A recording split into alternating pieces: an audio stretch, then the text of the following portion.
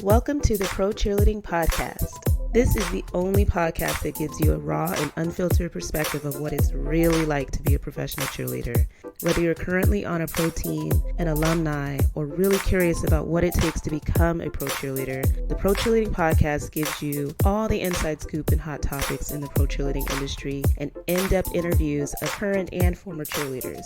I'm your host, Mhkeeba. Join me every Wednesday as I reveal the truth behind the Poms.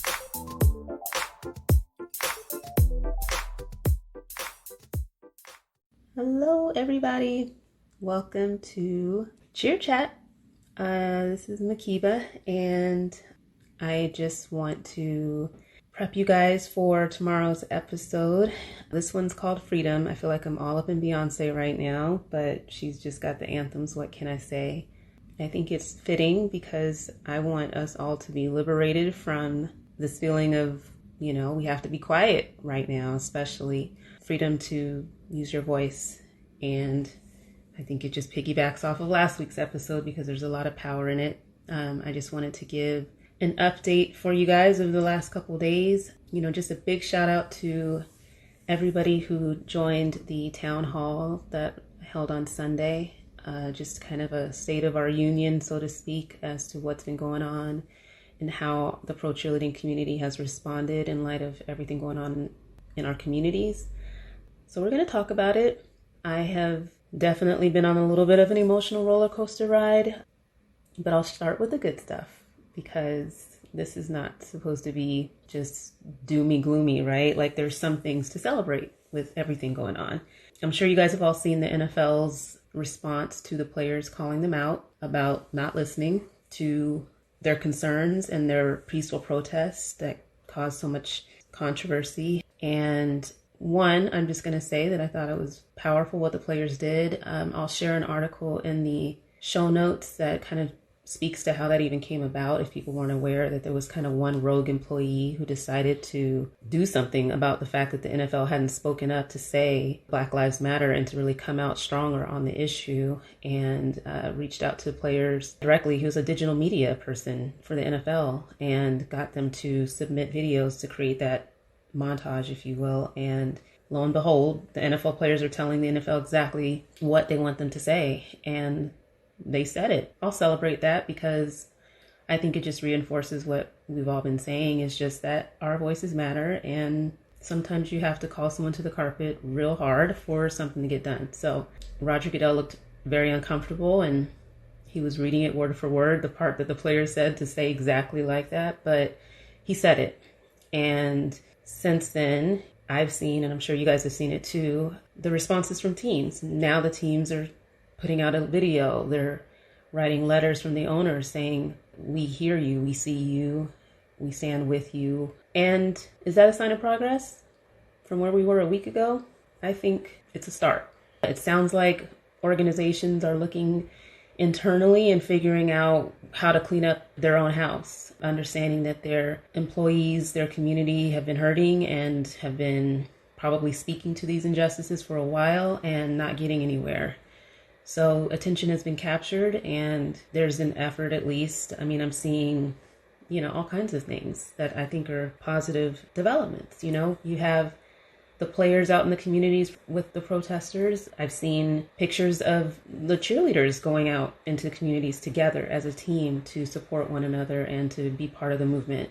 I think people are finding the courage to speak up in their own lives, in their own industries. I follow some reporters, some journalists on Twitter, and it was like ET Canada, like Entertainment Tonight. There was an employee who was bothered that there wasn't a response or an attempt to cover what was going on for ET Canada, and expressed that to the higher ups, and they wrote her back and said, we don't do hard news, we do celebrity news, but they'll talk about celebrities of color in any other time and profit off of that news, but they can't speak up when it really matters. This journalist took a chance and she tweeted the email exchange where they basically told her to kick rocks. And there's just this sense of you will be held accountable for your inaction and how you treat your employees voicing these concerns, which I think is a very, very risky move. She said, I might be risking my career right now. I mean, I'm just doing what I feel is right. And watching people back this woman online and hold ET Canada accountable is really just something powerful. I think that's kind of like why we feel this wave moving of change, because people are doing just that, sticking themselves out there to speak truth to power, to try to get some change, try to get some reaction, try to get some movement out of all this. There's a wave, and I've been enjoying watching that unfold. How do I feel about all of those major companies profiting off of Black Lives Matter? I think there are companies who are just jumping on the bandwagon so they can just say they said something. You can tell the statements that are like, we really support this in terms of our corporate values, and if they've actually lived that walk and talked that talk this whole time, it's not like a surprise. Like when I think of Ben & Jerry's, for example, I mean, I've shared it out on Instagram, like that's been their MO from the gate. I don't think they're profiting off of Black Lives Matter by getting behind the movement. I think that's really true to their corporate culture. There are others that maybe are jumping on board for different reasons. What I like to see, I think when they step forward to say, hey, this isn't right, then everybody who works there is like, okay, I see you saying that, but there's a lot of stuff that happens here that you don't know about or that you aren't doing anything about. And it's just forcing everyone to look inward. But I still am happy to see companies taking a stand one way or the other. Like, I was very surprised to see Amazon, Jeff Bezos, like talking shit to customers, sending him emails saying, I don't agree with this. You have Black Lives Matter on Amazon.com. And he's just like, frankly, you know, you're the kind of customer I won't miss. Like, bye. That is exciting. I don't think that's trying to profit off of it. I think it's like maybe they're realizing that they do need to take a stand on a human rights issue. So I'm going to take it with a grain of salt for some companies, and I'm going to look at it as a sign of progress for others. Kind of depends on what the company was about before all this even happened. But if they want to throw a bunch of money towards these community organizations that are out there doing the work for good PR, fine. The money's going to go to some good. I'm not necessarily mad at it, but you also want to track and understand what they support from a political perspective as well. Does that also map to what they're screaming about now in terms of Black Lives Matter? So I think we just have to stay informed and hold the companies accountable and listen to their employees who are calling them out like, hey, listen, that sounds great for PR, but you got some stuff that you need to clean up yourself. So that's kind of how I look at it. Do you believe some of these programs in the NFL are hopping on the bandwagon instead of portraying their true views? Yes. I do feel that is happening because there was an opportunity and space to do it. I think some were late to the game and then did a really half-ass statement. So I don't know that it really reflects what they're truly about. I think now that the commissioner has made his stance pretty clear, I think it makes teams look even more left to the side or left behind if they have not tried to jump on the bandwagon now that he has spoken. I think because of the players actually speaking up so loudly, I feel like it's just forcing some conversation. So whether they actually truly believe it or not, they're having to deal with the issue one way or the other.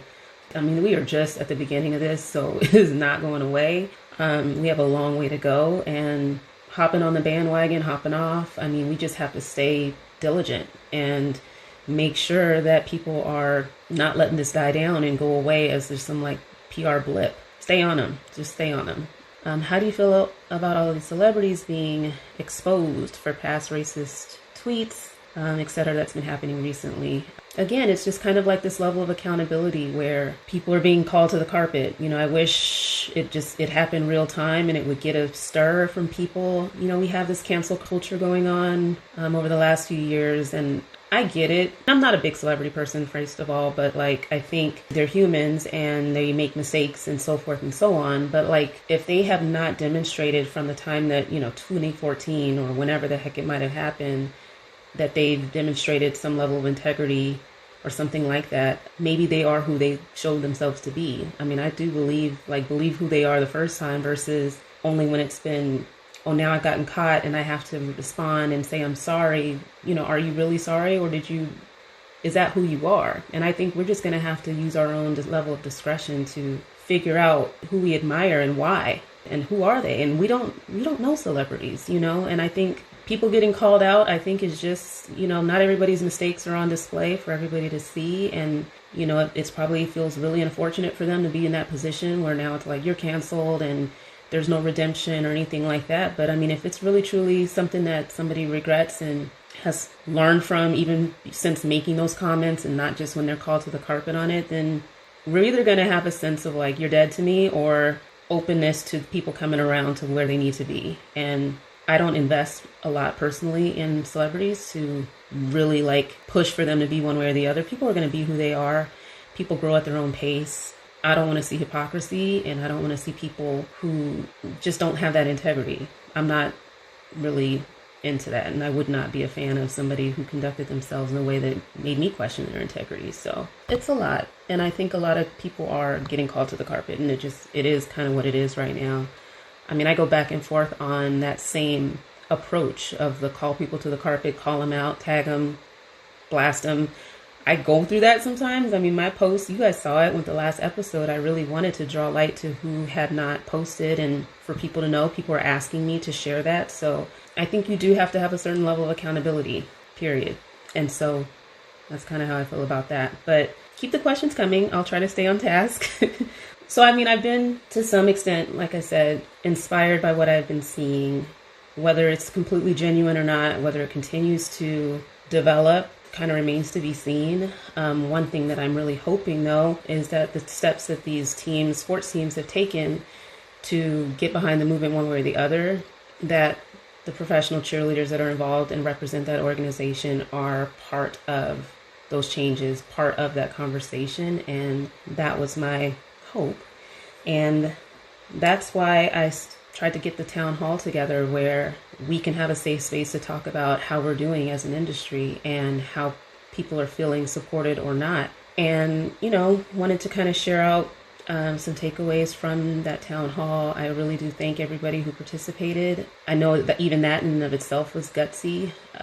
We kind of had to have a little understanding and trust around discretion. Maybe people didn't feel comfortable joining at the end of the day, but I am grateful for the people that spoke up and just shared, you know, across teams, across leagues, what's been happening and how they've been impacted. So this was on Sunday, so I'm just going to share at least some of the things that I took away from the conversation. And again, thank you everyone for participating. I think that's the first time I can think of anything like that. I think we need more of that. And here were my takeaways. You know, a lot of people kind of expressed just the difficulty in terms of the leadership within the teams, whether it's like we don't actually have a director right now, or we have a new director, or the director's not saying shit. So, you know, you have squad leaders that are trying to step up. There's a lot of pressure. Like everybody's just kind of, when there isn't clear leadership and direction and support from the top, everybody's like fumbling around for what to do. And I felt like that tension and pressure of not really knowing how much to try to take the lead on something when you're not the one in the position of power to do it, and really just trying to keep everybody unified, which led to another discovery that I just wanted to share, is just that not every single member on a 30-plus team, if you're in the NFL or NBA, all necessarily have the same views on this matter, which was just something that needed to be discussed. Not everybody feels the same way about Black Lives Matter.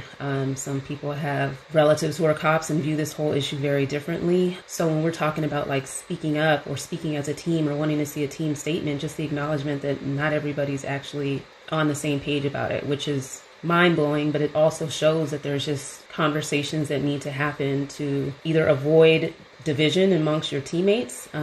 People were talking about just the fractured relationships right now on teams, from people who either have not posted, have unfollowed, or people getting blocked. Like all kinds of things are happening right now. And I think there's either going to be some division or some conversations that are going to kind of create some bridges here, but definitely something to think about. Not everybody even is on the same page about this issue, and how does that affect the team? And again, you know, because we are in the middle of auditions and people are very, very conflicted, and I don't really want to say fearful. Well, it is fearful. You're fearful of having your spot back on the team, you know, not knowing if what you post is somehow going to be held against you, trying to obey the rules if you were, you know, on the team prior and you're still technically under contract until they pick another team, and trying to figure out what's okay to post, what's not okay to post, all of this internal struggle about how do you be true to yourself but at the same time preserve your ability to dance, which is why, again, freedom, because I just want us to all be free from that. We're in a space right now where it's really kind of about people drawing a line in the sand in terms of where they stand. And while it's not pleasant, while it's not comfortable, I've spoken to this before, that I think it's a personal journey, but I think people are really struggling flat out with that whole conversation within themselves, within their teams. And I have to admit, like, coming away from the town hall, I felt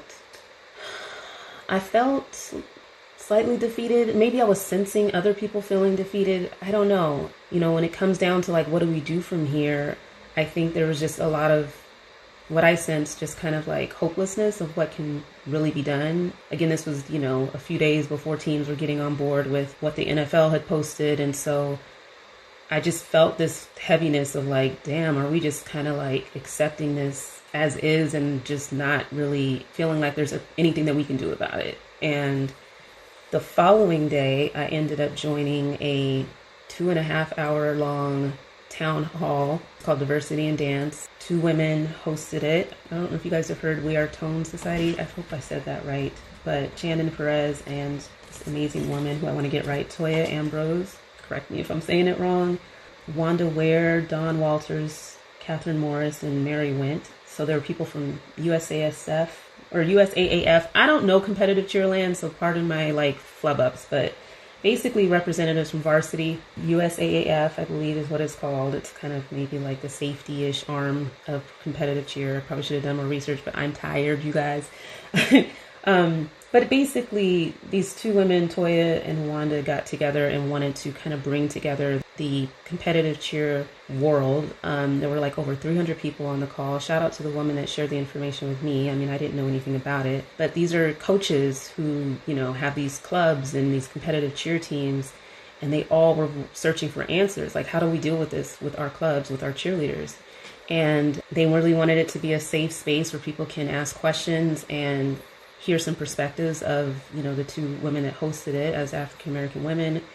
And, you know, I was listening and, you know, they're just kind of sharing like their experiences being a woman of color within this space for cheerleading, and whether that be judging competitions, you know, choreographing all over the world, and things that they have to think about as Black women and as a coach, like how do you talk to your team? So they're sharing out all this great information. People are super receptive, lots of comments, and, you know, I was feeling like, okay, this is good, you know, and I ended up asking a question towards the end during Q&A, and I said, you know, because the 2 women also cheered professionally, they cheered in the NFL and NBA. So I asked, you know, do you have any advice for pro cheerleaders and dancers who are experiencing similar issues to what you guys have described, but are afraid of taking action or speaking up because of fear of losing their opportunity to dance or getting cut now that it's audition season? And there were crickets for a while. Like, I mean, it was a webinar, you couldn't see everybody, but it was just kind of like, you know, like shaking their head. And because they knew like that our space is more like the shut up and dance land. Like, they were really struggling. They didn't have an answer. And I wasn't trying to stump them with it. Like, I don't expect them to have the answers. I don't know the answers, but it was just another like blow of like, wow, are we just going to accept that this is how it is when you make it pro? Like, we're talking about the amateur competitive cheer world, like the future of cheerleading. You know, they're doing all of these competitions. They go to college for it. They want to continue dancing. They join a pro team. And this is like the top of the line. This is the big kahuna platform that everybody's like working so hard, investing their whole life to make it to. And we're, you know, the whole 2 hours were spent of like all this encouragement of how to have these talks and, you know, and what to do and how to empower people and how to make people feel more included on their teams, and just like so much great ideas of change. And when it came down to discussing pros, I was just like, whoa. So I went through some moments after that town hall where I was just like, wow. I mean, I will say that one of the panelists mentioned like, if she could go back to her 19-year-old self and do things differently to speak up then, would she have done it? And she said she wishes she had. And I thought that was really powerful. I mean, she was just saying as a mother now with her two daughters, she doesn't want her to experience what she went through. So she's like way more like willing to be vocal and speak up for the opportunities that her kids will later have. And she said it would have probably ended up getting her cut, but she said she would have just embraced that and tried to find a team that better aligned with her values and appreciated what she brought to the team.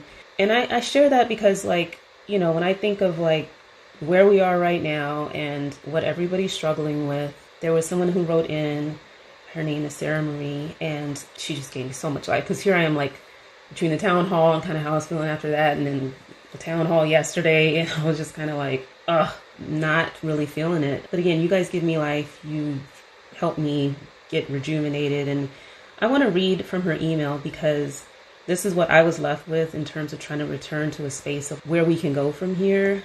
She said, one thing I think we as Approach Your community can all agree on, we are here to represent an organization, right?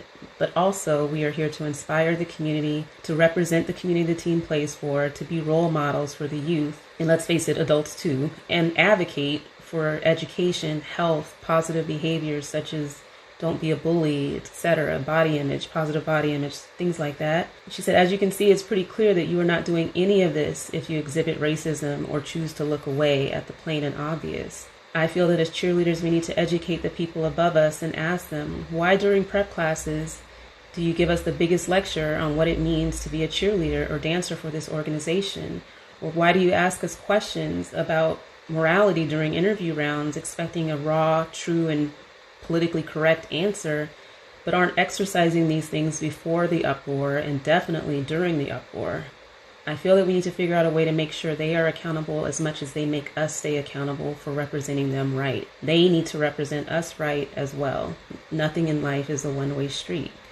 And I thought that was really powerful because I just know we all give so much out of passion to what we do, and it should be an exchange. At the end of the day, these conversations are a two-way street and they should be happening because they do hold us to a very, very high standard. So high. And it's okay for us to have expectations of them as well in terms of how we feel supported as part of a team, how we are shown that we matter, that our voices matter. And so I just wanted to leave you guys with some questions that came to mind because all I can think about is beyond the right here, right now, and how this impacts you personally.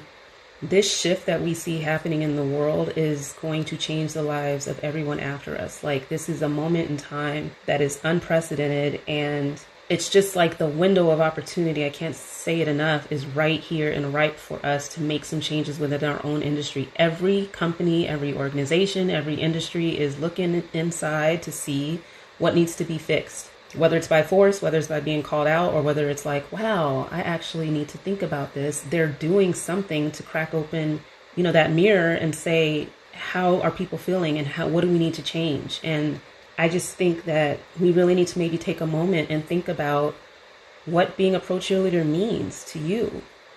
What does it actually mean to you to have this platform, to reach from however long you've been dancing as a kid, to work your way up, to make it to this pro level, and to feel this shackled in terms of your voice and being able to exercise that, especially at a time like this? What is it really about for you? I think you just have to kind of get in a space where you're comfortable accepting that, to the extent you don't draw your own line of integrity in the sand to say, this is where I stand. I just think it begs the question, what are you doing this for? When people talk about, I'm a pro cheerleader, or this is what I love about being a pro cheerleader is being a role model for young girls and working in the community. Well, this is really what it's about. This is what it comes down to, is just where do you stand and how are you uplifting others? How are you reaching others? How are you demonstrating what your true values are? And, if this is all about putting on a uniform for you and dancing and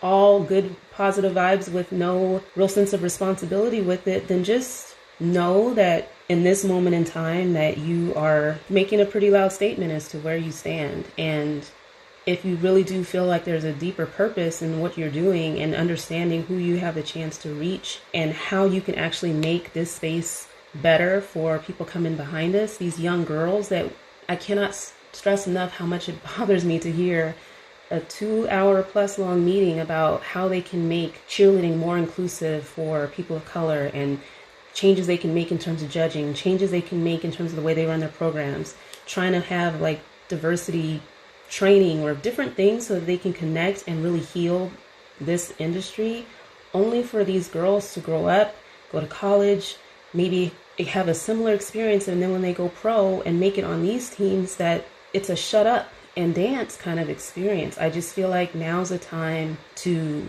push to get rid of that within our space. And I think it starts at the top. I don't know if we have some leaders out there in these teams that are just not with it in terms of the times, and doesn't know how to embrace diversity appropriately, doesn't know how to, I don't even know where they're at, but maybe it's just time for a change of the guards. Maybe there's time for giving feedback to the right people to understand how your world has been impacted as a cheerleader. Like, we still count, and now is the time to exercise them. And I just really think that in terms of like next steps that I saw coming out of, these last couple of days, is just, this is the first of many conversations. This episode, Freedom, has 3 other women that were willing to join, that are alumni now, that spoke about their experience as Black women on these NFL teams. And I think it's just one layer of conversation that will hopefully help people understand that, yes, this touches us too. And there are things that we can do to make our world better and more inclusive and more equitable, et cetera, et cetera. And then I think from here, it's also a conversation that hopefully we can start to have with directors and coaches. I was very, very encouraged that a director in the NBA had reached out actually right before the town hall to question whether it was something that directors could join or if it was only current cheerleaders.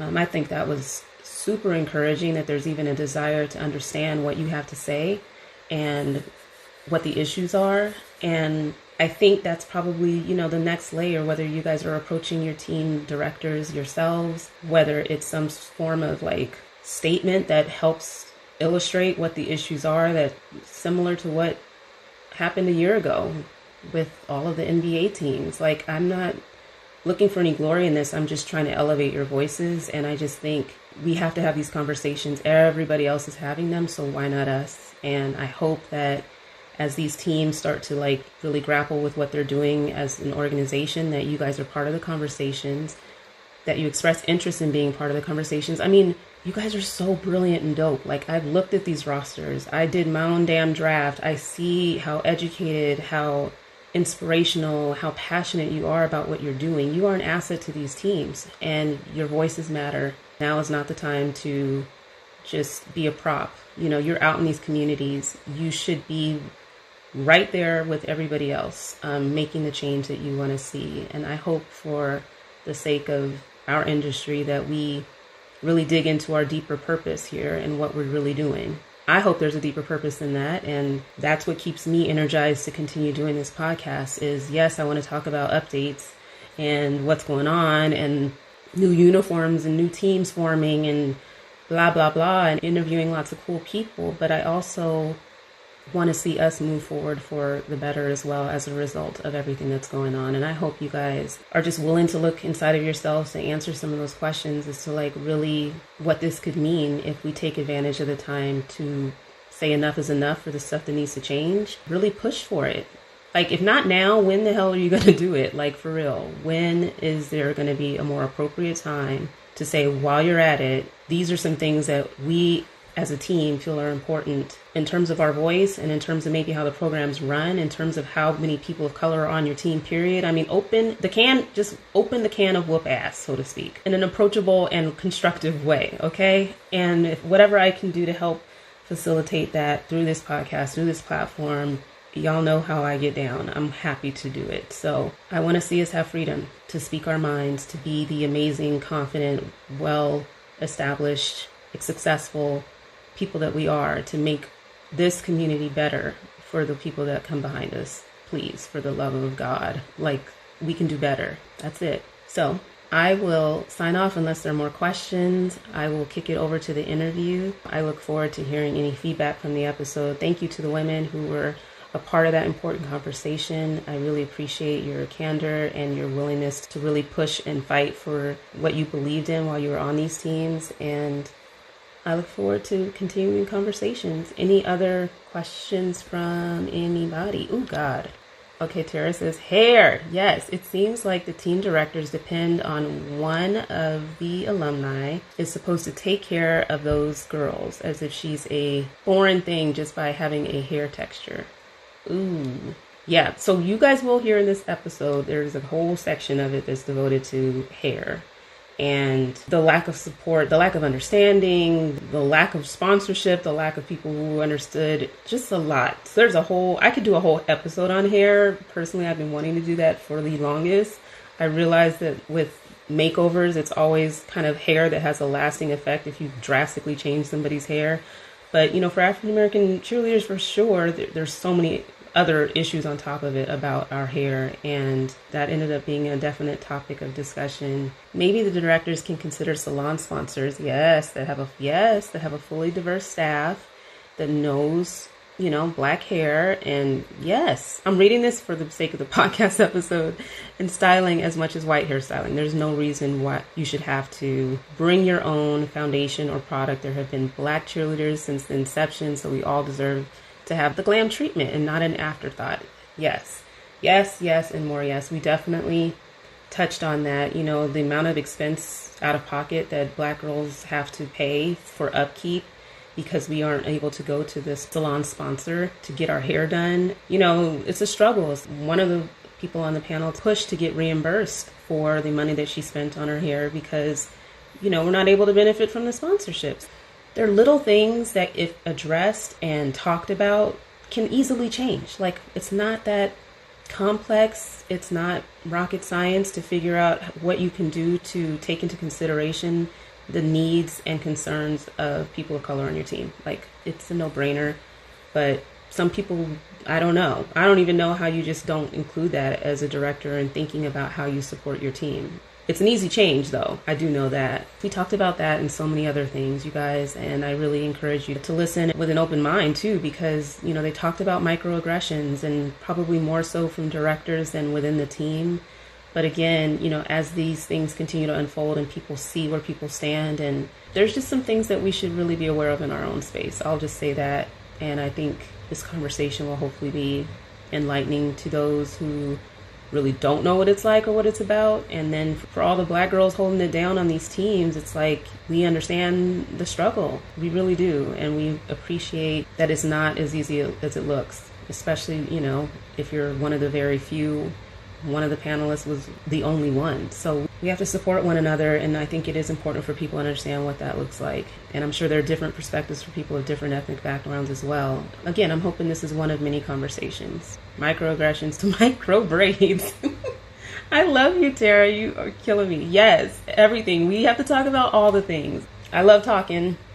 I love hearing people talk. I think there's just a lot to learn, and the microaggressions are real, and especially now, they might not even be microaggressions anymore. People are getting pretty bold, and it's gonna divide us, you guys. I mean, let's just be real. If we don't have these difficult conversations and get them going and work through it, you're still gonna have to work with somebody who you're gonna have to lock arms and do a kick line next to somebody who may or may not understand your struggle, who be on a completely other side of the fence as you. Now's not the time to act like these conversations don't need to happen. Not to say that everybody's going to agree and love one another, but it's only going to get worse if it's not addressed, right? So I look forward to helping facilitate any conversations that need to happen, and hopefully having them at the right level. This is the podcast, you guys. Like, I'm not part of an organization. I'm not part of a team. I'm not cheering and dancing anymore.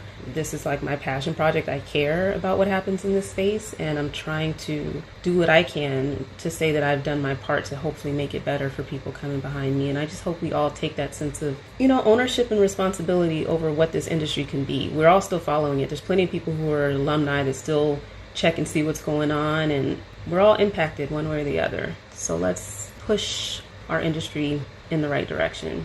You guys know how to reach out. I appreciate hearing from everybody. I mean, I wish some of those private conversations could become public, because I think there's a lot to learn and there's a lot more support that could be out there for you. But hang in there and let me know if there's anything that I can do with the Pro Cheerleading podcast.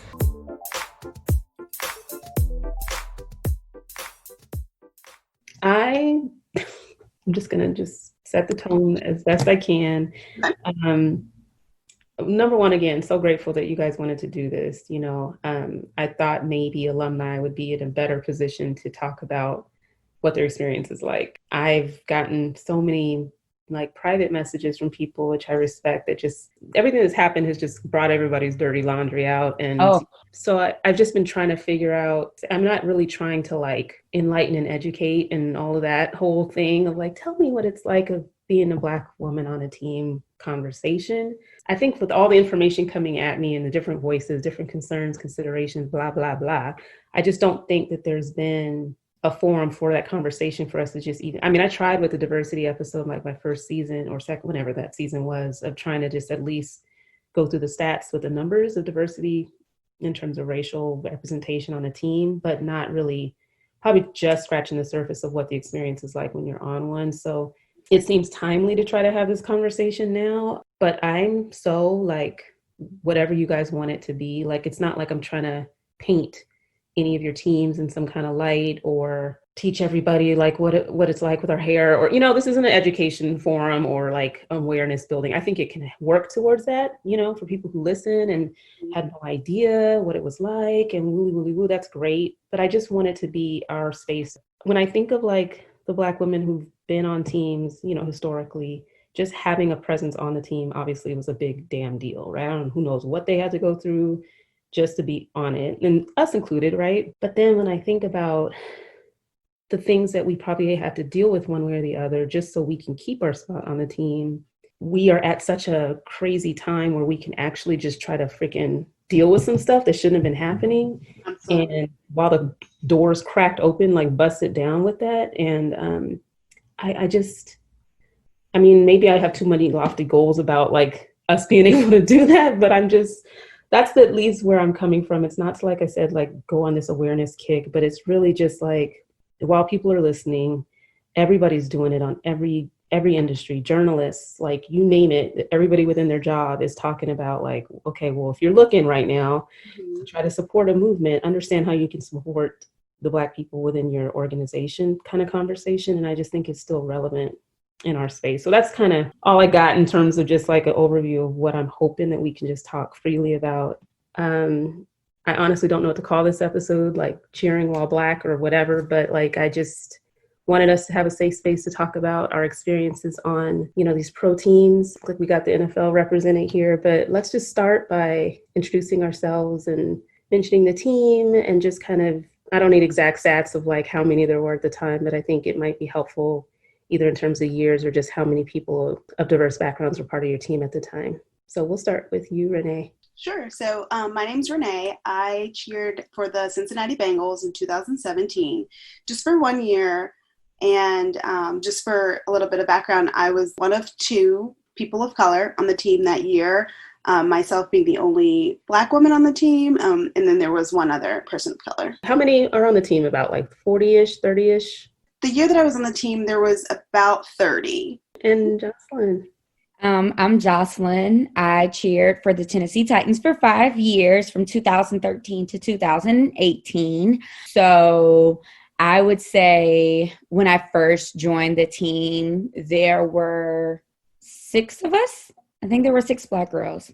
By the time that I left the team, I would say the average is probably like 7 or 8. In 2018, I think there were 9 Black girls on the team. So that was like huge for us, especially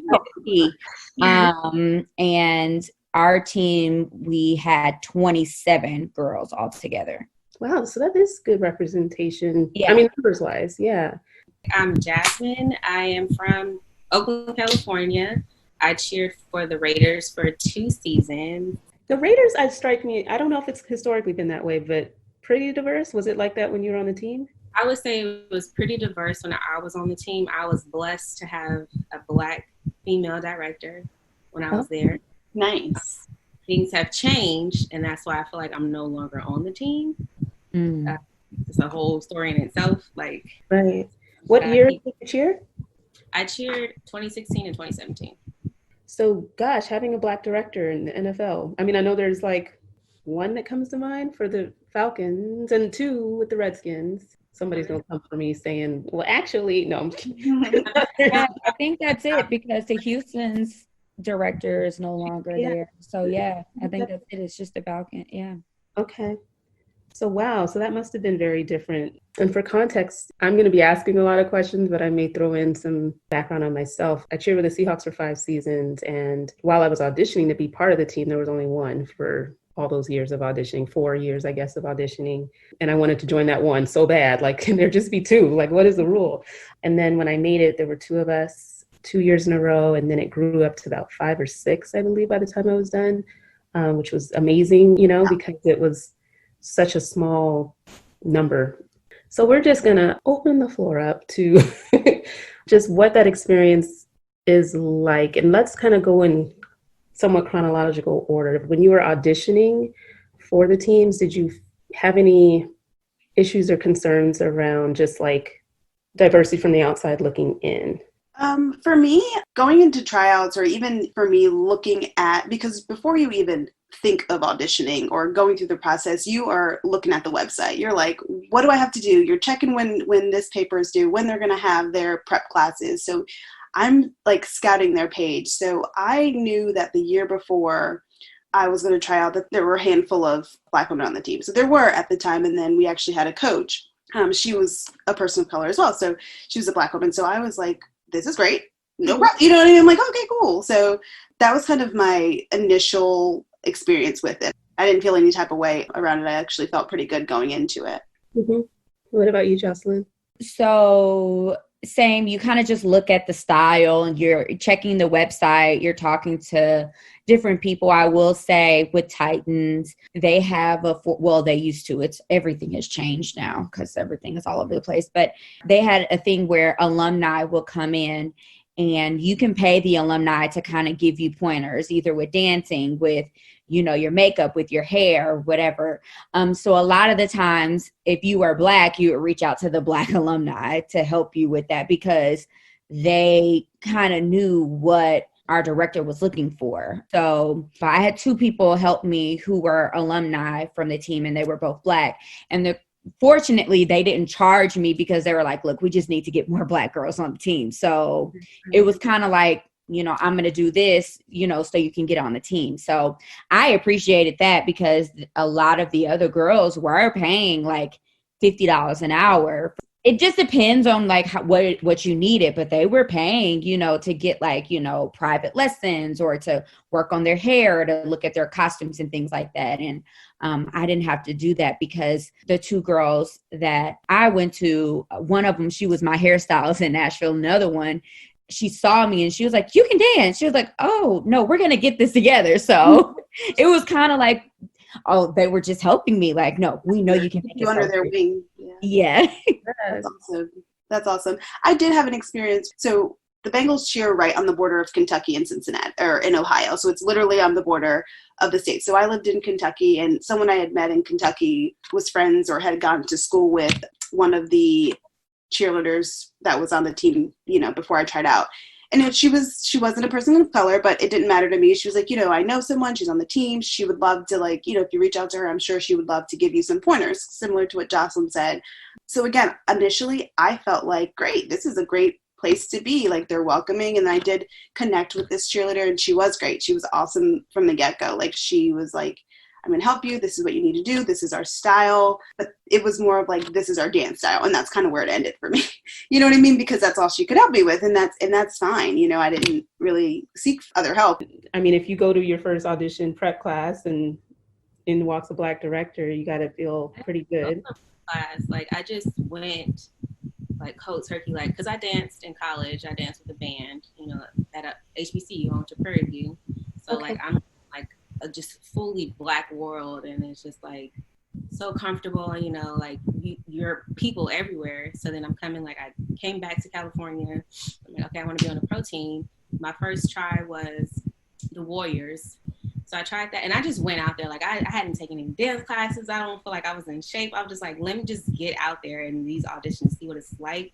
And I did that. I went to a pro class, and then I think the director was kind of like, oh, I kind of like her, because like she selected me to be a part of like a smaller pro class that was like very concentrated, like, oh, let me see your outfit, let me see your headshots. And like, I felt like it was like really helping. But when it came down to the audition, I just think I wasn't physically fit, like looks wise, because I just went out there for it. But so I didn't make the team. So I was just like, okay, that's fine. So I just like, you know, worked out, whatever, until April when the NFL auditions happened.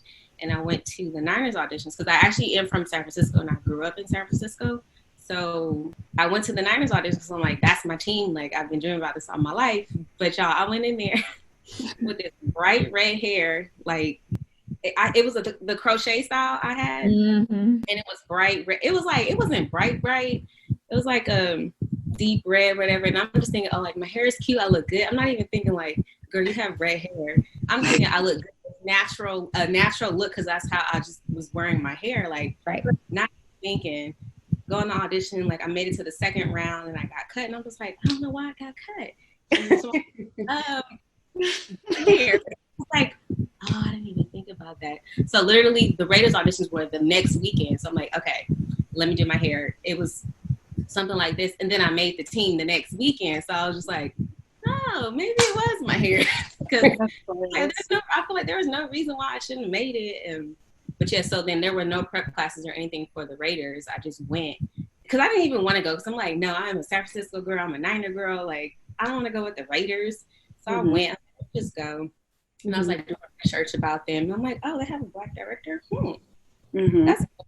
That would have definitely been like, right. So she walked in the room. It just kind of like, my heart was like, this feels like it's it. This is it. And like, just her energy. And I'm just like, okay, this is it. And like, just went through the whole process, and I made the team. And like, just having her there for my first experience was like a blessing, because I knew like how that world could be. And I was nervous for it. Yeah. And I mean, I think this is just an interesting dynamic that I would hear from other people too. So I'll just throw it in there. But sometimes when those numbers are limited, there's this, depending on the person and the type, like a sense of competition, because you're like, either you're coming for my spot or, you know, but I would say by and large, it's probably more so like we want more the team, and not like I'm the resident Black girl and you just need to go somewhere and figure it out on your own. But similarly, I had the one vet that was on the team. She retired. I honestly feel like that's the only reason why I made the team in the beginning, because she had made the decision to retire. But, you know, she did approach me and just kind of gave, you know, some tips on makeup, just like wear more of it. You're beautiful, you're gorgeous, but just when you think you have enough on, smack some more on. And I love hearing just that sisterhood of like wanting to look out and try to help one another. And I don't know if you guys experienced that while you were on the team as well, of just wanting to either help people who are trying to be in that position, whether it's an audition season or just, unless you were the only one really, then you're holding down the fort, but just trying to help each other through the season. I definitely think for me, because I know, you know, we always had at least 5 Black girls, and we definitely held each other down no matter what. It was never a competition between us, just because we knew that, especially in Nashville, where it was like, honestly, you know, it was white girls with big boobs and blonde hair and blue eyes. So it's like, for us, we already weren't like the stereotypical for that region. You get what I'm saying? But it's like, you move right on over to Atlanta and it's like diversity city over there, and everybody, you know. So for us, it was always a big deal to kind of like stay together and to pretty much kind of like just build each other up. Yeah, and it sounds like I had a completely opposite experience than Jocelyn, because I was the only Black woman on the team. And again, for me, I grew up a competitive baton twirler. Black girls didn't twirl baton, like, growing up, like, unless you were doing majorette dancing, but that's like completely different than what I was doing. Like, me competing baton twirling was just, this just wasn't a sport that had a lot of diversity in it. It was just something that I loved, I was good at, my parents supported me in it, and so I just took it and ran with it. So once I got to cheering in the NFL and I was the only one, it kind of was like, well, this is what I'm used to. I don't have that, you know, big sister looking after me. I have to figure it out myself. I have to go out and buy my own colored tights because the rest of the team is going to order, you know what I mean? So I did not have that at all. And so once I was on the team, it was like, that was it. You know what I mean? It was just me. Of course, like as soon as they announced who made the team the year that I tried out, I was letting people know, and they would go on the website and they'd be like, are you? And they wouldn't finish the question, but I knew what question was coming because that's the question that everybody's going to ask. And I'm like, yep. That was my response, because I really wanted to see what the reaction was to it. Dancing, cheerleading, performing was just what I love to do. So it was never about anything else other than that for me, So if I can do this in any kind of platform, I don't care that I'm the only one, But at the end of the day, I want to feel just as equal, just as, I want to feel good enough to be on this team because I earned my spot on this team.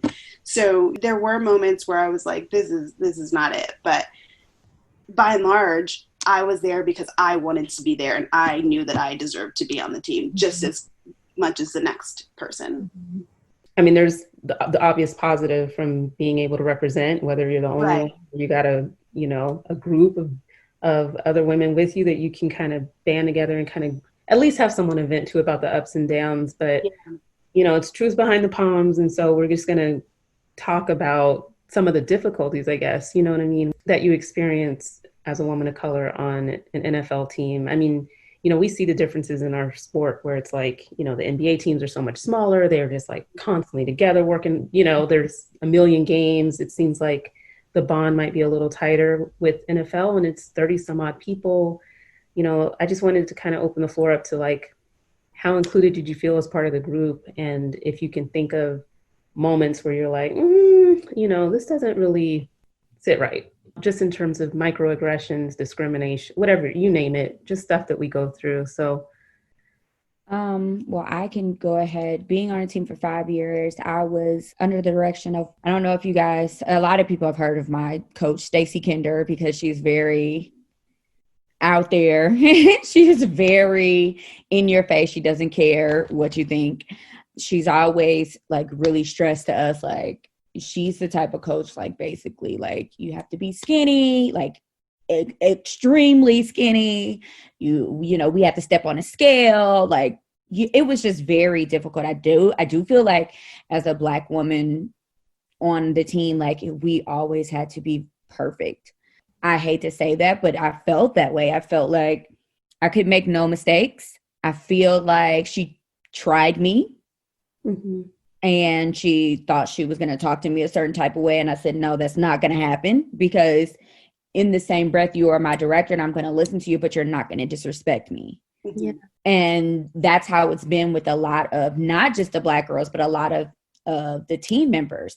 Ironically, she was fired for racist remarks after I left the team. So, wow. So the things that the microaggressions that we would get or the things that, we would feel, it turned out to be pretty much true because in the end we saw, even though she was like, well, how you felt.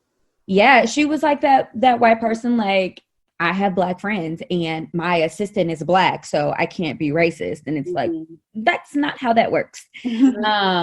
But even still, I always felt like my resume had to be on top of everything. I had to have a good job. I had to come in with so many different degrees and so many accolades versus like some of the white girls on the team where it was like, oh, they wanted to be a country singer and it was okay. But if I were to come in and do that, I probably would have never made this team. Mm-hmm. And actually that did happen to one of the girls.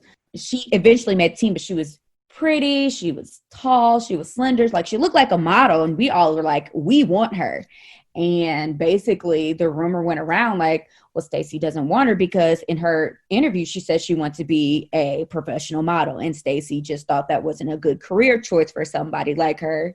Oh, wow.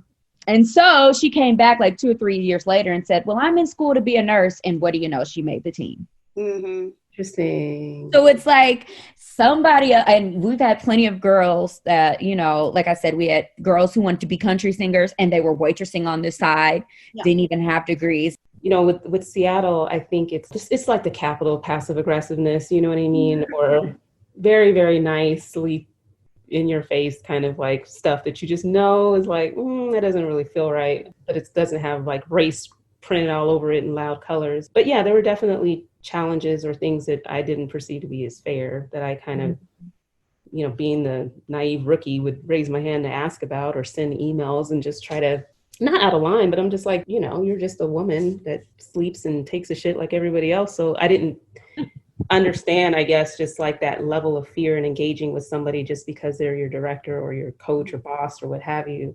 And I think that wasn't necessarily perceived as well. I mean, I always say that when I didn't make it back my next year, it was probably had a lot to do with this little thing right here. But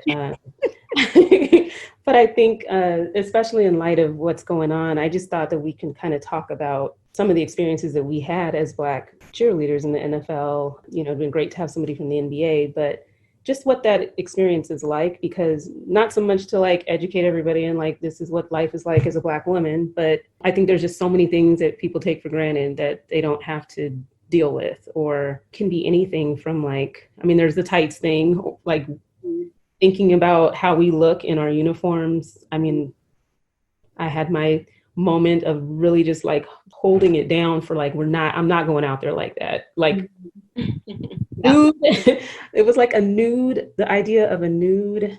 Good God, it was for a cold game, and they wanted to put something on underneath our neon green, lime green outfit, and they were going to actually suggest like a nude mock neck. No. No. Like, absolutely the hell not. Like, I will freeze my ass off and have my chest open before I'm running around here looking like it and why. Anyway, little things like that, but the floor is open. We're just kind of sharing some of the things either that impacted you deeply or things that you had to deal with, whether it was from the director or your teammates, where it's just like those little small, tiny microaggressions that you have to check because as just part of dealing. So I can definitely think of the moment I realized that there was not going to be the same level of, I don't even know, support from the other team members was, and I remember talking to my boyfriend about this one night. I was on Instagram because as soon as you make the team, everybody starts following you. Everybody starts following you, and the team, everybody's got to start following everybody. And so I'm like on Instagram at like midnight, like, yeah, like everybody's following each other, whatever. And then as the season go on and you start posting things, you see how they post and comment and like each other's posts. I mean, that's just how it is. And then you don't see that under your post. That was my experience. And that was in the beginning, and of course men don't understand it. So I'm talking to my boyfriend about it, and he's like, oh, you're overthinking. I'm like, no. I know how this goes. I know how this works. I know what this means. But I don't care. I'm here to dance. Like, not leaving a comment under my picture is not going to not make me, still go out there and perform and have a good time. But it just makes me think about how, do you really support me? Are you really there for me the same way that you're there for the other members of the team? So that was like my real, okay, I'm getting a feel for how this is going to go kind of thing. Oh, yeah. It seems small, but it's just like when you're constantly surrounded by these people and it's like sister this, sister, it's just all hearts and roses and fairies and stuff. And I mean, Seattle, I would say, would seem more like cliquish. But it's always like, we don't include you. It's not like they're saying you can't come, but they're, you know what I mean? Or you take pictures together and they don't post you or tag you in the ones that, you know what I mean? Little shit, like always the little stuff. What about you, Jocelyn? For me, I can fortunately say that thank God I didn't experience any of that within my teammates. I'm not even going to lie. Maybe sometimes I came off a little hard, like I had an attitude. So a lot of people really didn't want to step to me. So because I will, they always knew, like, I'm going to always speak my mind regardless. I don't care who you are. If you disrespect me, like, that's just who I've always been. I also joined the NFL later in my years. I made the team at 28 years old when I'm dealing with 18, 19, 20, 21-year-olds. Right. So for me, I'm looking at this totally from a different lens, from a different perspective. The crazy part is, like, when we joined the team, the one thing I can remember is, we had hair and makeup. And of course, we had the tights vendors and everything else. And all I remember was when we were going through all of that was like, but what about the Black girls? Mm-hmm. I was like, who's going to do my hair? Who's going to match my foundation? Mm-hmm. Because I was like, you're not going to touch me, because I actually had one of the hairdressers say, well, I want to experiment because I've never, no. You will not experience putting a sew-in my head because you've never done it before. So it's crazy to me that before that I came on the team, like, nobody spoke up about this. So it was just like, you know, all of these things, which was great, which was free, but we couldn't take advantage of those free things because Exactly. we didn't have the people to help us. You know, I wasn't going there to get my hair done. That's just what it was. I wasn't going to your people. So finally, I think it was my second year, they finally hired a Black makeup artist and hairstylist.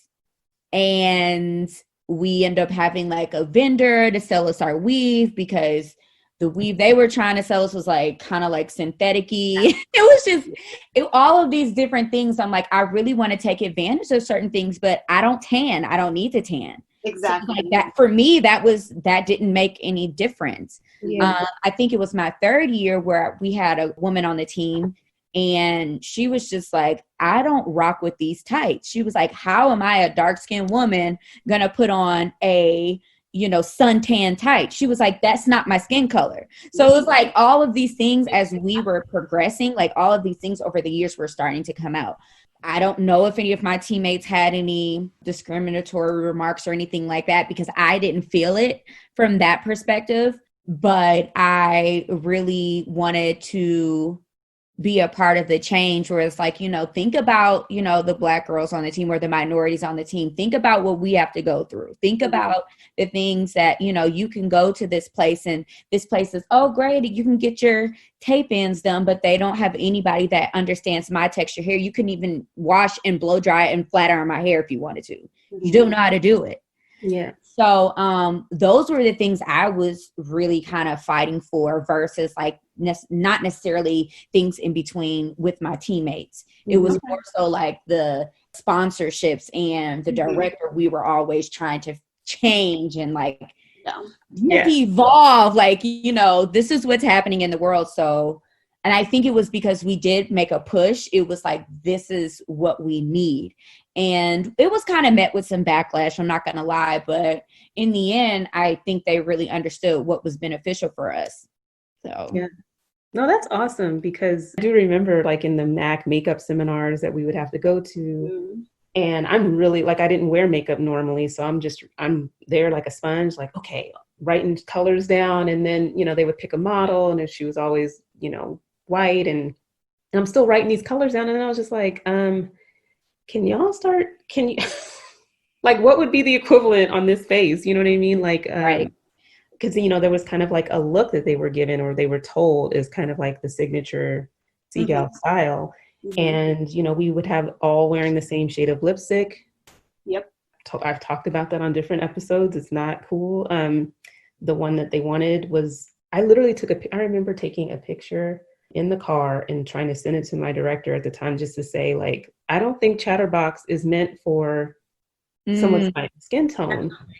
And it was just like, it looks great. And it's just, I was just like, no, it doesn't, you know. But anyway, you have to kind of, I mean, people might have rolled their eyes because I was that girl again, but it was just kind of like, can you just keep in mind that there are various shades and tones and needs, and you might be the one that's yapping, but I think it does help people at some point get over it and just see what they can do to accommodate, because it's those little things. But like you said, a lot of those perks we weren't able to use unless we spoke up to get it to at least somewhat tailor to what we needed. Right. Yeah. Similarly to Jocelyn's experience with the sponsors and everything, we had a hair sponsor. And so I was new to Cincinnati, so I had nobody there. I didn't have any connects. I didn't know where to go to get my hair done, if you know what I mean. So it was just like, I had to go to the hair sponsor. They did not have anybody there that had ever done African-American hair, ever. And this was the day of the photo shoot, our calendar photo shoot. And that was my first experience. Oh, so no. I'm like trying to enjoy this day, because this is you guys know calendar shoot is one of the things we look forward to. Right. Like, and so I'm really like something that like white women can walk into the hair salon, get their hair washed, blow dried, curled in an hour and be out. It didn't work like that for us. Ours takes we're there for a few hours, you know, it's a long time. So for me, that whole day started off with like, who's going to do her hair? And then a few people coming over and be like, but I had no other option. There was no, let me go find a person who can do this in this time because we had to get over to the set. You know what I mean? It was no other option.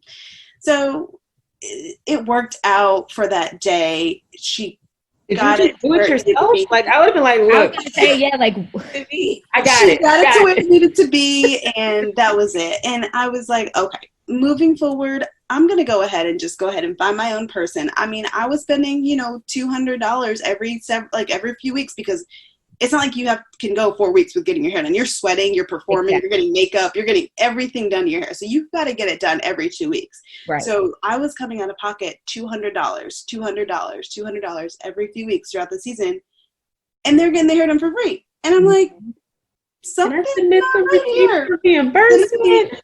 But I was the only one that year. So like, you guys had other people like, yeah, we need this. We have to do this. We need somebody to understand that we have other needs that need to be met in order to be successful on this team. And I just didn't have that. I was just like, I got to get what I can take right now. And, maybe next year. And we did have not our director, but one of our coaches, she was Black, but there was no advocacy there. There was no like, let me go talk to her because she'll understand. I did not get that connection at all. So that wasn't even there for me. So I was just like, you know what? I see where, I just got to do what I got to do for myself. And shit. I mean, that's a lot.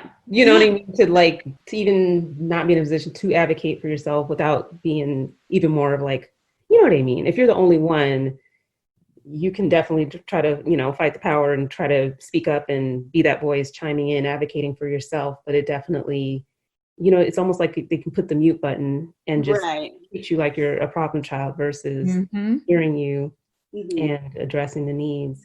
Absolutely. Having a Black director though, Jasmine, like some of this is probably null and void in terms of what you experienced, or stuff you guys were saying, like as far as the tights, because we bought our own tights. So actually the years that I was there, we didn't even have like any sponsors because they had just went through like a bunch of lawsuits.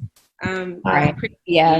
So they just like cut everything. So it was like, get your own hair done. We'll provide you your makeup and you get your own tights. So they allowed us, this is the website that has like all the colors to like the darkest color ever. So like we were getting our tights from there. We always had tights that match. She was sort of like, that's not your color. You're not wearing that. Get this color. So she was sure of that. As far as the makeup, my 2 years, like the demos they chose were always Black girls.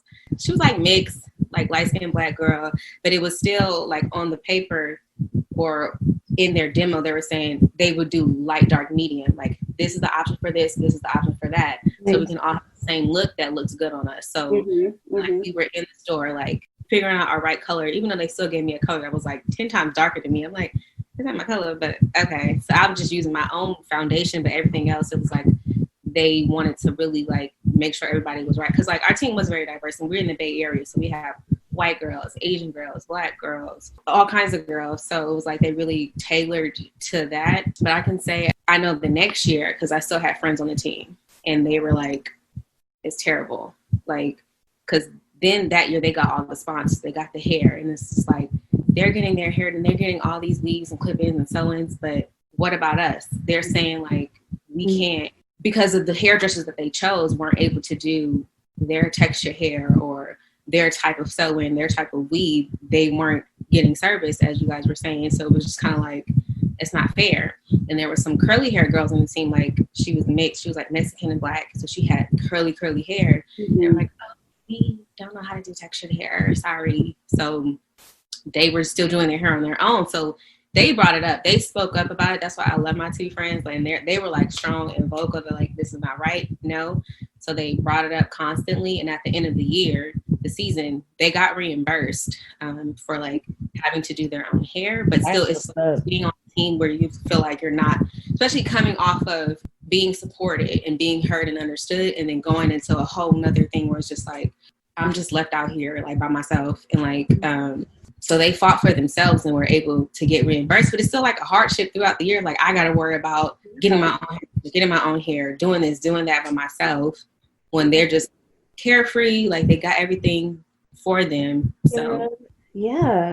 No, I mean, and there's little things, especially in terms of the perks. I mean, especially since we don't get paid a lot, when you are coming out of pocket for those things, it adds the hell up. I mean, oh yeah, I mean, at the time, having a job, and I wasn't putting myself out by trying to take care of that upkeep, but it was definitely something that I knew I would have been pushing a boulder uphill to try to push for, reimbursement or some kind of consideration for the fact that I'm not able to benefit the same way that others were from the sponsorships.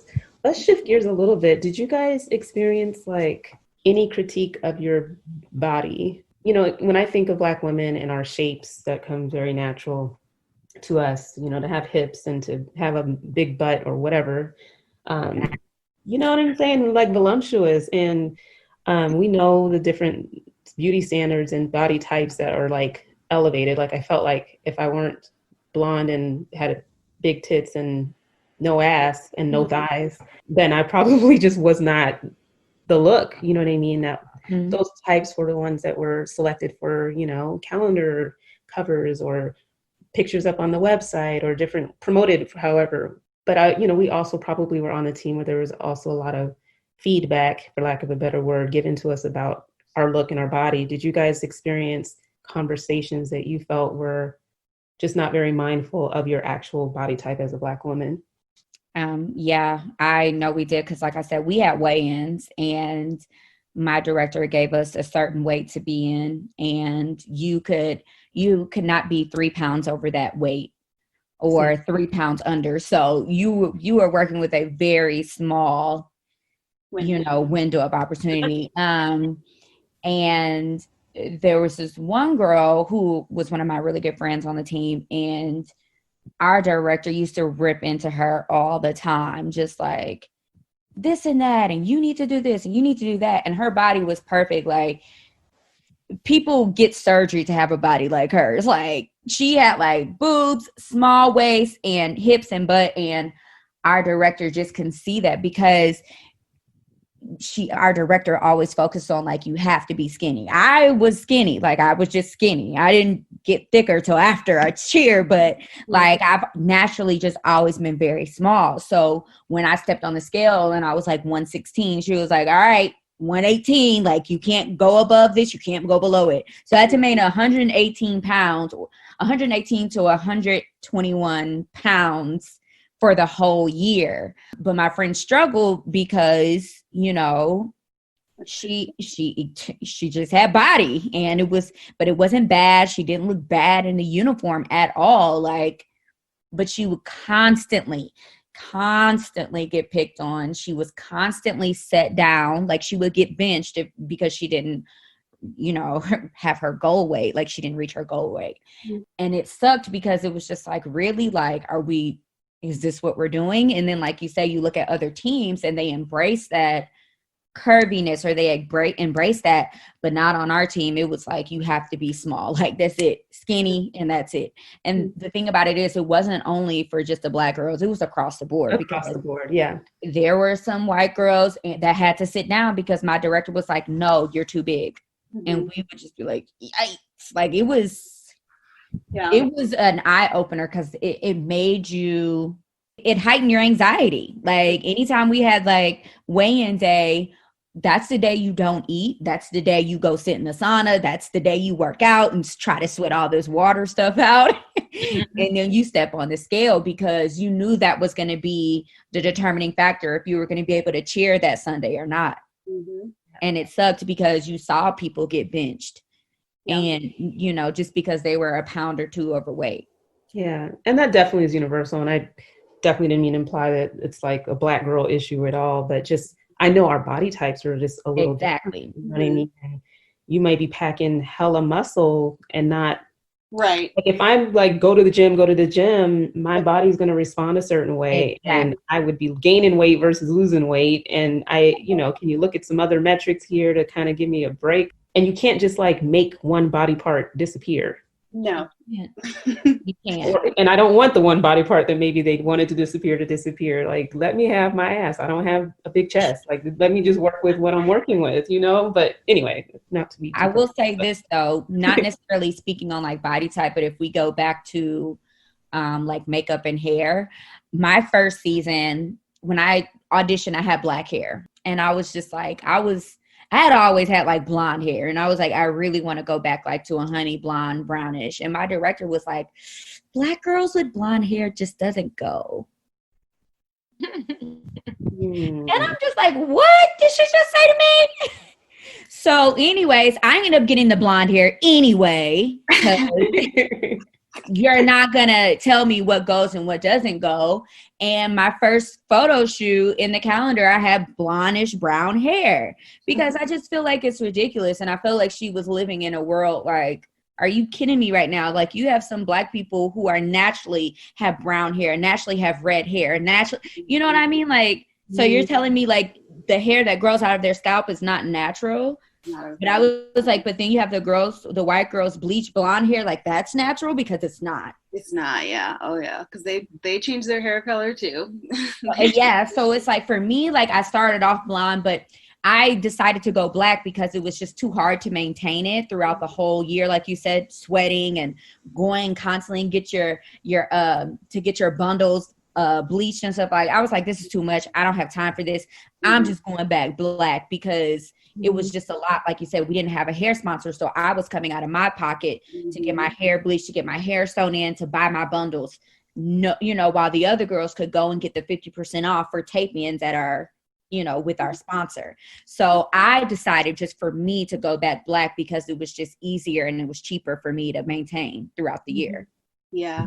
I think fortunately I grew up being an athlete, so my body has just always been petite and small, and up until a year and a half ago when I had my son, I had abs, but they are no longer there.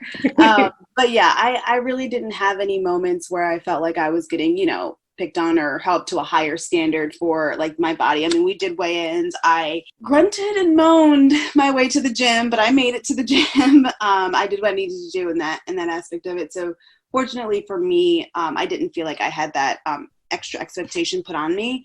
But there were other women on the team who did have, you know, those issues. So I did see how they reacted to it, not having a perfect body. But I have just never been, you know, the person that they were, you know, singling out in that way, singling out in that aspect. Mm-hmm. For me, going into the cheer world, the pro world, I went in with that anxiety, like, oh my God, we're gonna have to do weigh-ins. Oh, like I had to be so, because like in college, I was like, girl, tone it down a little bit. Like I'm just a little chunky little girl. I'm only 5 feet. It's like so hard to like, for me, I gain weight so easily and I gain it in my center. So it's just like, well, I could just have to eat air at this point. So it's just like, that's always been my main thing. So even going into the pro world, because I used to watch the DCC show, and like, I saw their weigh-ins and they're measuring their thighs, and they're just, so I just went in with that anxiety, like, okay, I'm scared. Like I worked out so hard when I got before the team, so I got really tiny once I got on the team, and like she did her feedback with everybody. We never did weigh-ins, thank God, because my weight fluctuates all the time. But she just went by how you look, because we had thick white girls, like I mean thick, like way thicker than me. So it was a truly diverse team, because I'm like, y'all thick, like I ain't thick. So it's like we had really thick white girls, and then her being a Black woman and knowing Black bodies, when she came to talk to me about my weight, I had that anxiety, like, okay, I'm sorry. Because she's just like, I just want you to tighten up your center more. But she's like, I mean, well, the more you work out, the bigger your thighs gonna get. So I mean, I can't really do nothing about that, like, because I want you to, you know, be fit. So I'm like, well, that's just gonna happen. So when she said that, I was just like I just was like, oh my God, like it was so much relief, and like you get it, like you understand my body. Like I was like, even though she was Black, I still had that anxiety because it is a pro team, and they're just kind of like they have a certain expectancy, and it was just like for her to say that, it was just like, wow, okay, that's dope. Like I felt really good when she said that. But she was like, but you still need to tighten up in that center. And I'm like, okay. It's always a damn core that doesn't want to cooperate. It's hard. Got to eat ice and water and lettuce, but. And I think the one thing that people who are not in the cheer world, because I didn't know this before I even made the team. I didn't even know this when I walked into the first day of auditions. Just because you make the team does not mean you make the field. That's how it was on the Bengals. I am sure that's how it is on most teams, because you have a team of 30 or 40 girls and you can only put 20 girls on the field.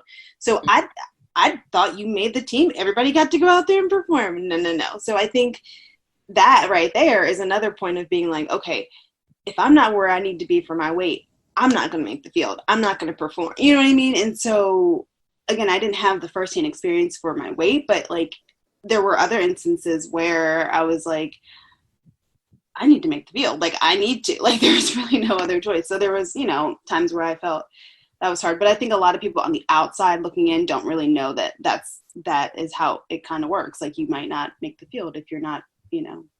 Yeah. And there's just other opportunities once you're on a team too, that I think, you know, again, and just like it's always subtle, and I don't want to say that it was like racially driven or motivated, but, you know, again, when you see whether it's like appearances or opportunities to do certain cool things. And like, for example, when we were in New York for the Super Bowl, and, you know, there's all these different appearances going on left and right.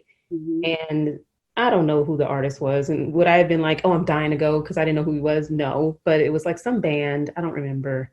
And she just picked a big old handful of girls, nobody of color. Like, it was just like, well, shit, like, you know, okay. And she flat out sat us down and said, there's going to be a lot that's going on Super Bowl weekend. And basically, it's not going to be fair. That was the first time where it was just like, and it's not, again, stated on race specifically, but she told us that before we left for New York, that she was going to pick people who she thought best represented the team. And that's not everybody's going to get picked. And you're kind of like, okay, you know, you can't please everybody. Life's not fair. Woo, woo, woo. We're going to the Super Bowl. I'm happy. I'm not trying.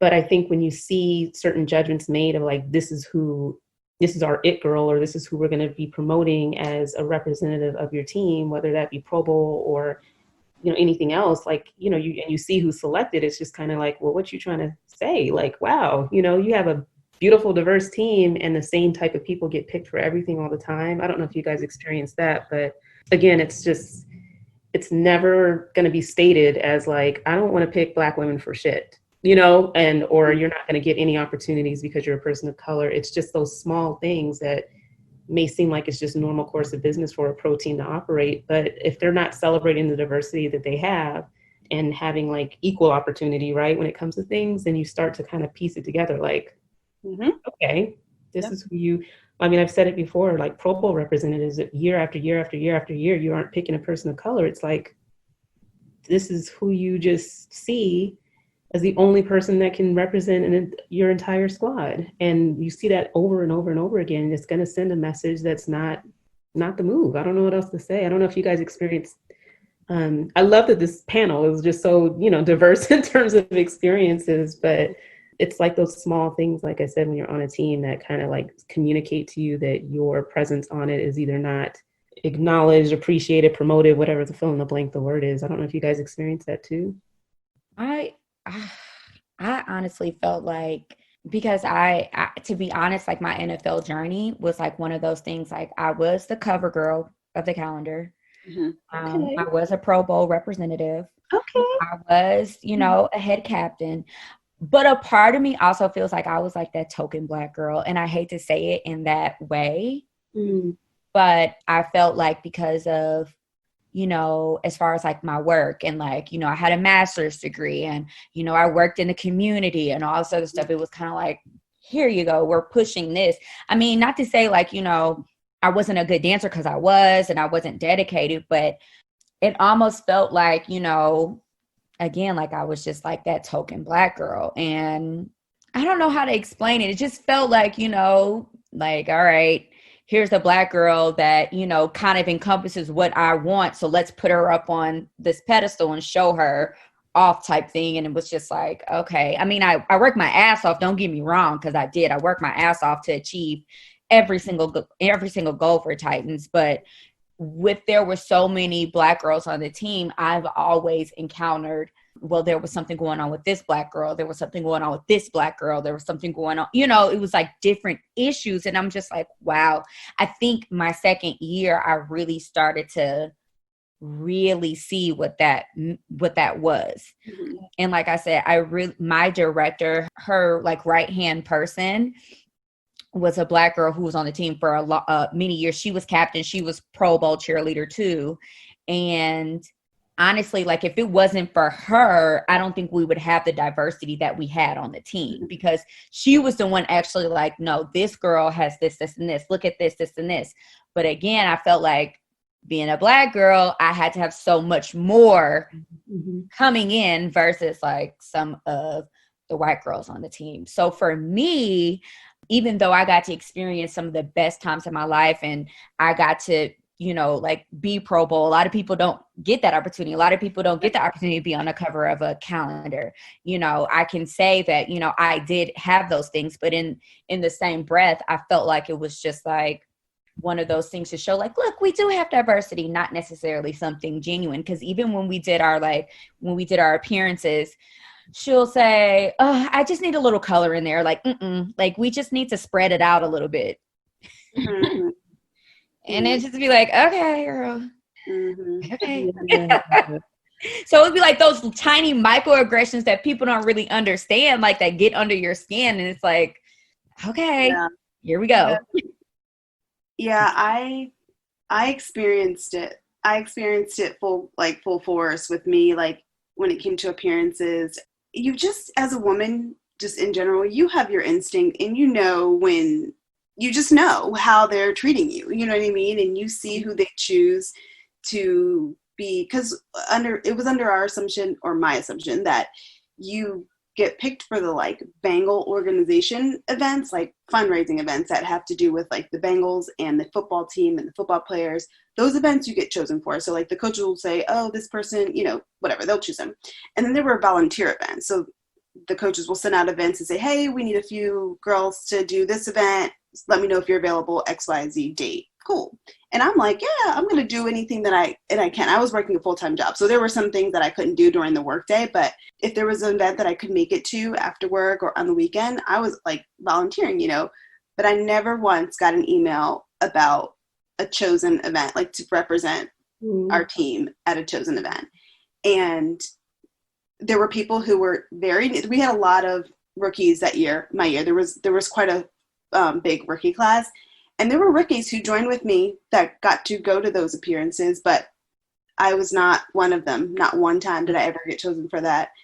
And that, it doesn't sit well with me, you know what I mean? It's not something that it's definitely like, I'm not sure what this means, but it doesn't feel good. It doesn't feel good at all. So that was my experience with it. The one other, I guess, microaggression was, oddly enough, like, so you do your calendar shoot and you know the person that you're going to be with, obviously, but whatever. So myself, the only Black woman, and then there was an Asian woman on the team. So we ended up being on the same page. Oh shit! Really? One page. Oh my god! Oh my god! There was one page for the two people of color. Oh my god! One page out of the entire calendar, out of all of the other options that we could have had. So I really just, there were moments I was like, you have got to be kidding me. You have really, like, there's like nobody in their right mind would think that this was okay.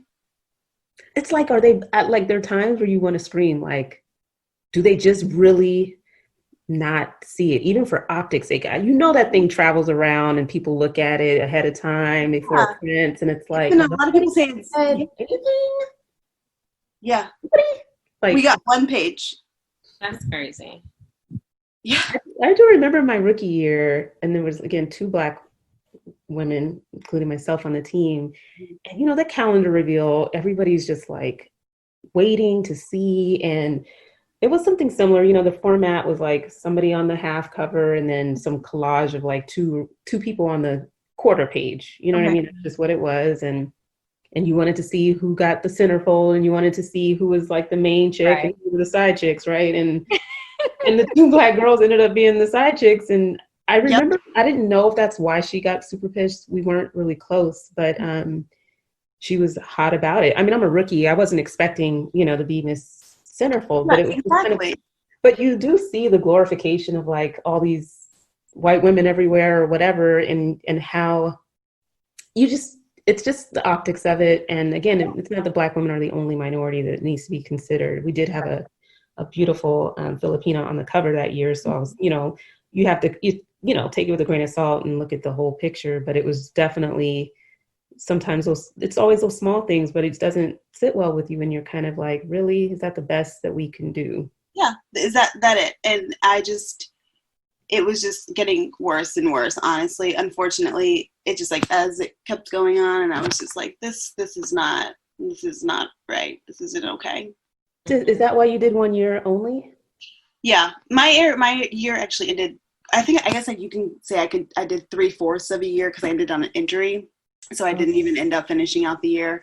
But yeah, I couldn't. I don't think I would have returned to that team and in that environment. Just wasn't something that I would have been happy in continuing. I'm not even gonna, like, the crazy part is, I mean, I danced for 5 years, so I know like some of the girls on your team, and I know some of the girls on Oakland. Yeah. So it's like, because Charlotte, like, anytime she would see me, Charlotte would be like, I really want you to come dance for me. Like, I need you in Cincinnati. She was like, I need you in Cincinnati, like, blah, blah, blah. And like the girls who were on the Bengals, the girls that I know were all white girls. And they were like, yeah, if you ever think about it, blah, blah, blah, come up here and all this other stuff. And so to me, from the outside looking in, I'm like, oh my gosh, Charlotte's so cool. Like, you know, but again, when you're actually in that for a very long time. So Charlotte gets her way no matter what. Charlotte's right. And she was very nice to me. She was nice in the beginning. She was always nice, but she's been around she was around with Marvin Lewis. She like, you know what I mean? She's been in this for doing it for a while. Yeah, and I feel like talking to Charlotte, maybe it's not intentional, but she doesn't know. But I think that's why it's great to get more people in there, more involved when it comes to like the calendar shoots or like the photo shoots or the appearances, because you're looking at it through one lens, but other people like you saw, like, you put the 2 people of color on one page, like, that's not cool. Like, yeah, not how it should work. What they're thinking. They could be thinking like, oh, like who knows? I don't know how people can't know, but what can go through their heads of like, they might have even thought it was a good idea. Like, right. In a good way. And that's the problem. Like, that's that's our issue. It's like, if you think that's okay, there's something that's not okay. Right. You know, that kind of also brought up my, I remember one time my director was like, you know, she was like, I kind of look at you as like an other. And I said, what are you talking about? She was like, you look like an other. So people don't really know if you're like Black, or they don't really know if you're like, you know, Hispanic. Look at your mouth. That's how it was. I was like, okay.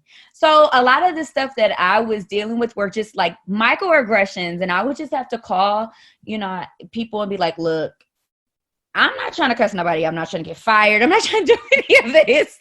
You know, I do this because I love it. I love my team. I feel like, you know, for the most part, like I said, I didn't have any within my team. I didn't experience, or what I think I didn't experience within the team as racism. I think, like I said, I experienced more of the stuff with more sponsorship. So I really love going back to the team because they were my girls. But I mean, it wasn't just me. Like, my director caused a lot of anxiety with a lot of the girls. And a lot of the girls, you know, end up having like mental breakdowns or didn't want to come back to the team just because of her.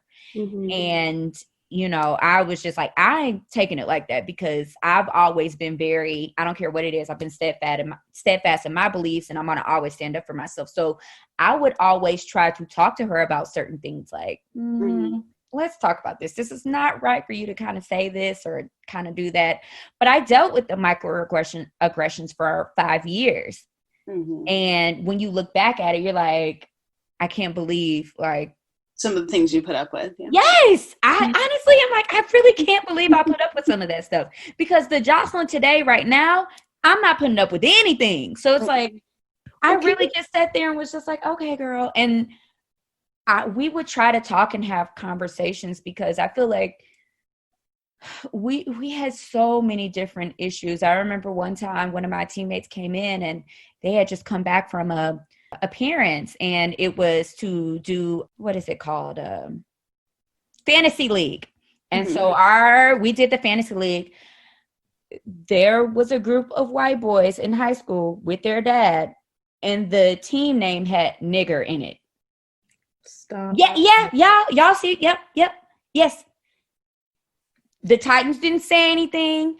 Mind you, the crazy part is, on this appearance, 2 Black girls walked in there because it was only for 2 cheerleaders to go to each, each person and kind of like, hey, how you doing? Take pictures. Oh, yeah. And the 2 Black girls, the 2 cheerleaders that day just so happened to be Black to walk in there, and inside of their fantasy league team name was nigger. And one of my friends, she broke down. The other one was just like, I got to get out of here. Like she just was like, I got to go.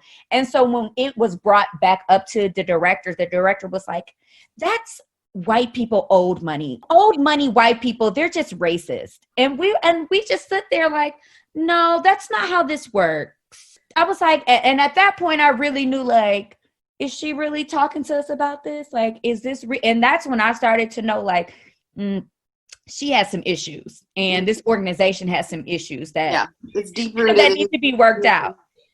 And so as I was getting more and more into the years, you started to see some of that breakdown. You started to see what was happening, and it was kind of like, oh, that's just the old money white people that are just doing that. White people are not racist. Like, girl, and all I could do, I just sat there and practiced, like, are you serious right now? Like, you have this girl bawling.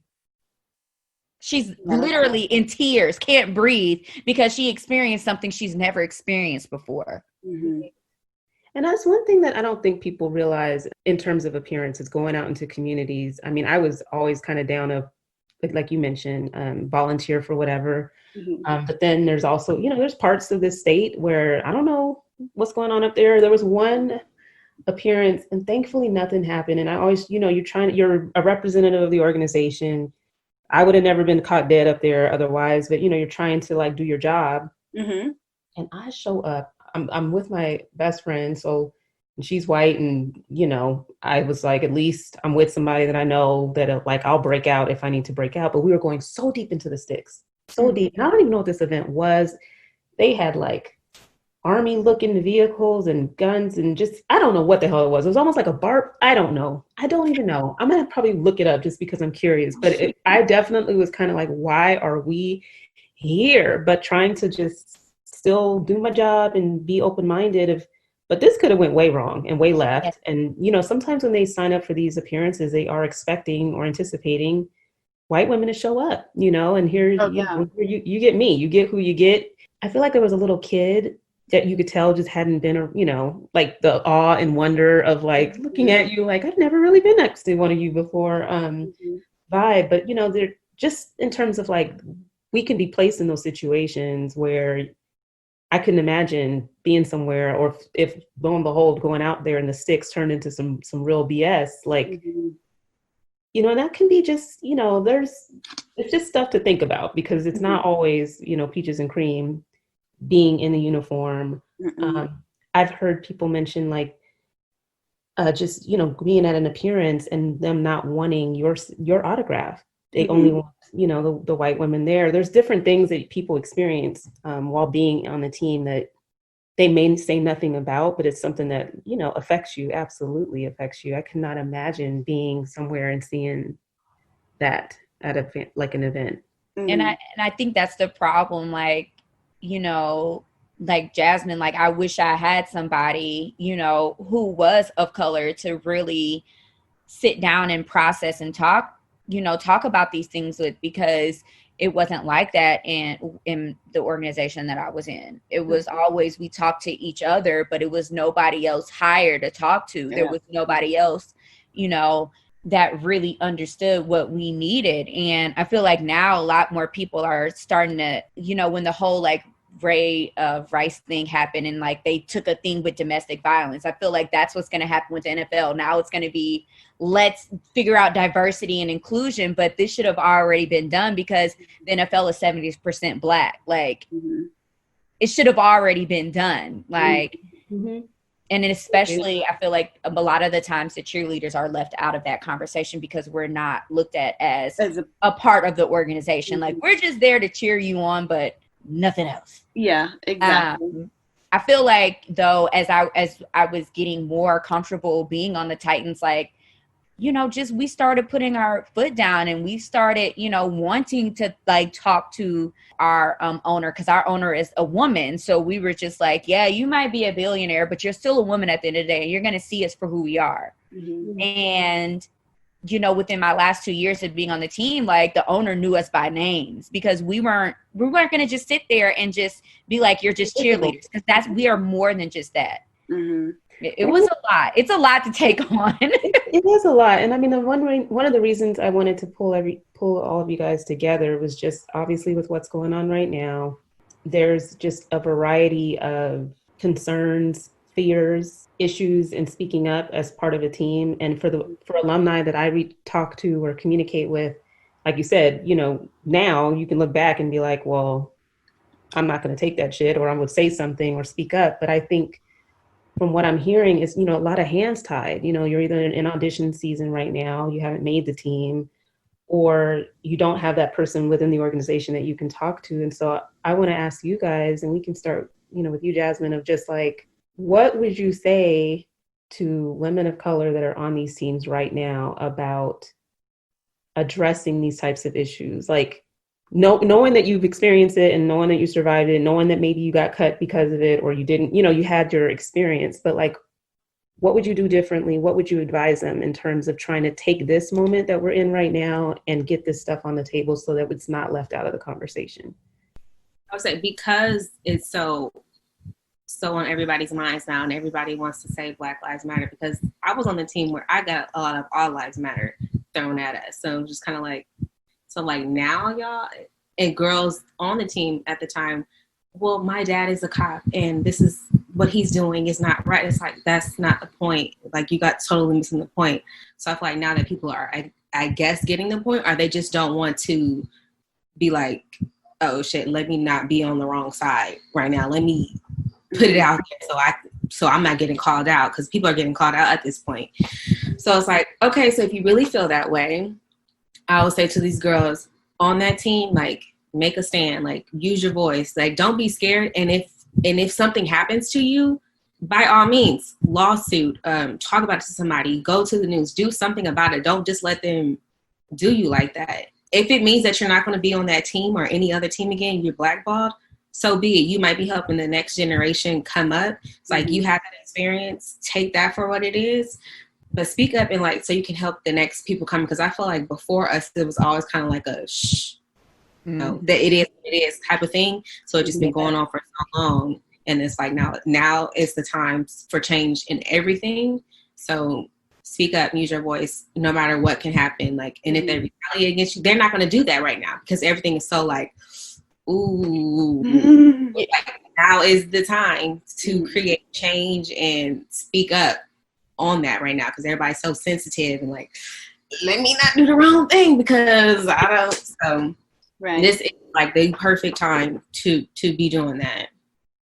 So thank you for that. I feel like I'm screaming in my brain, and like, I don't want to come off as screaming at people who listen to the podcast either, but it's like, I feel that in every fiber of my being, like, now is the time to say everything.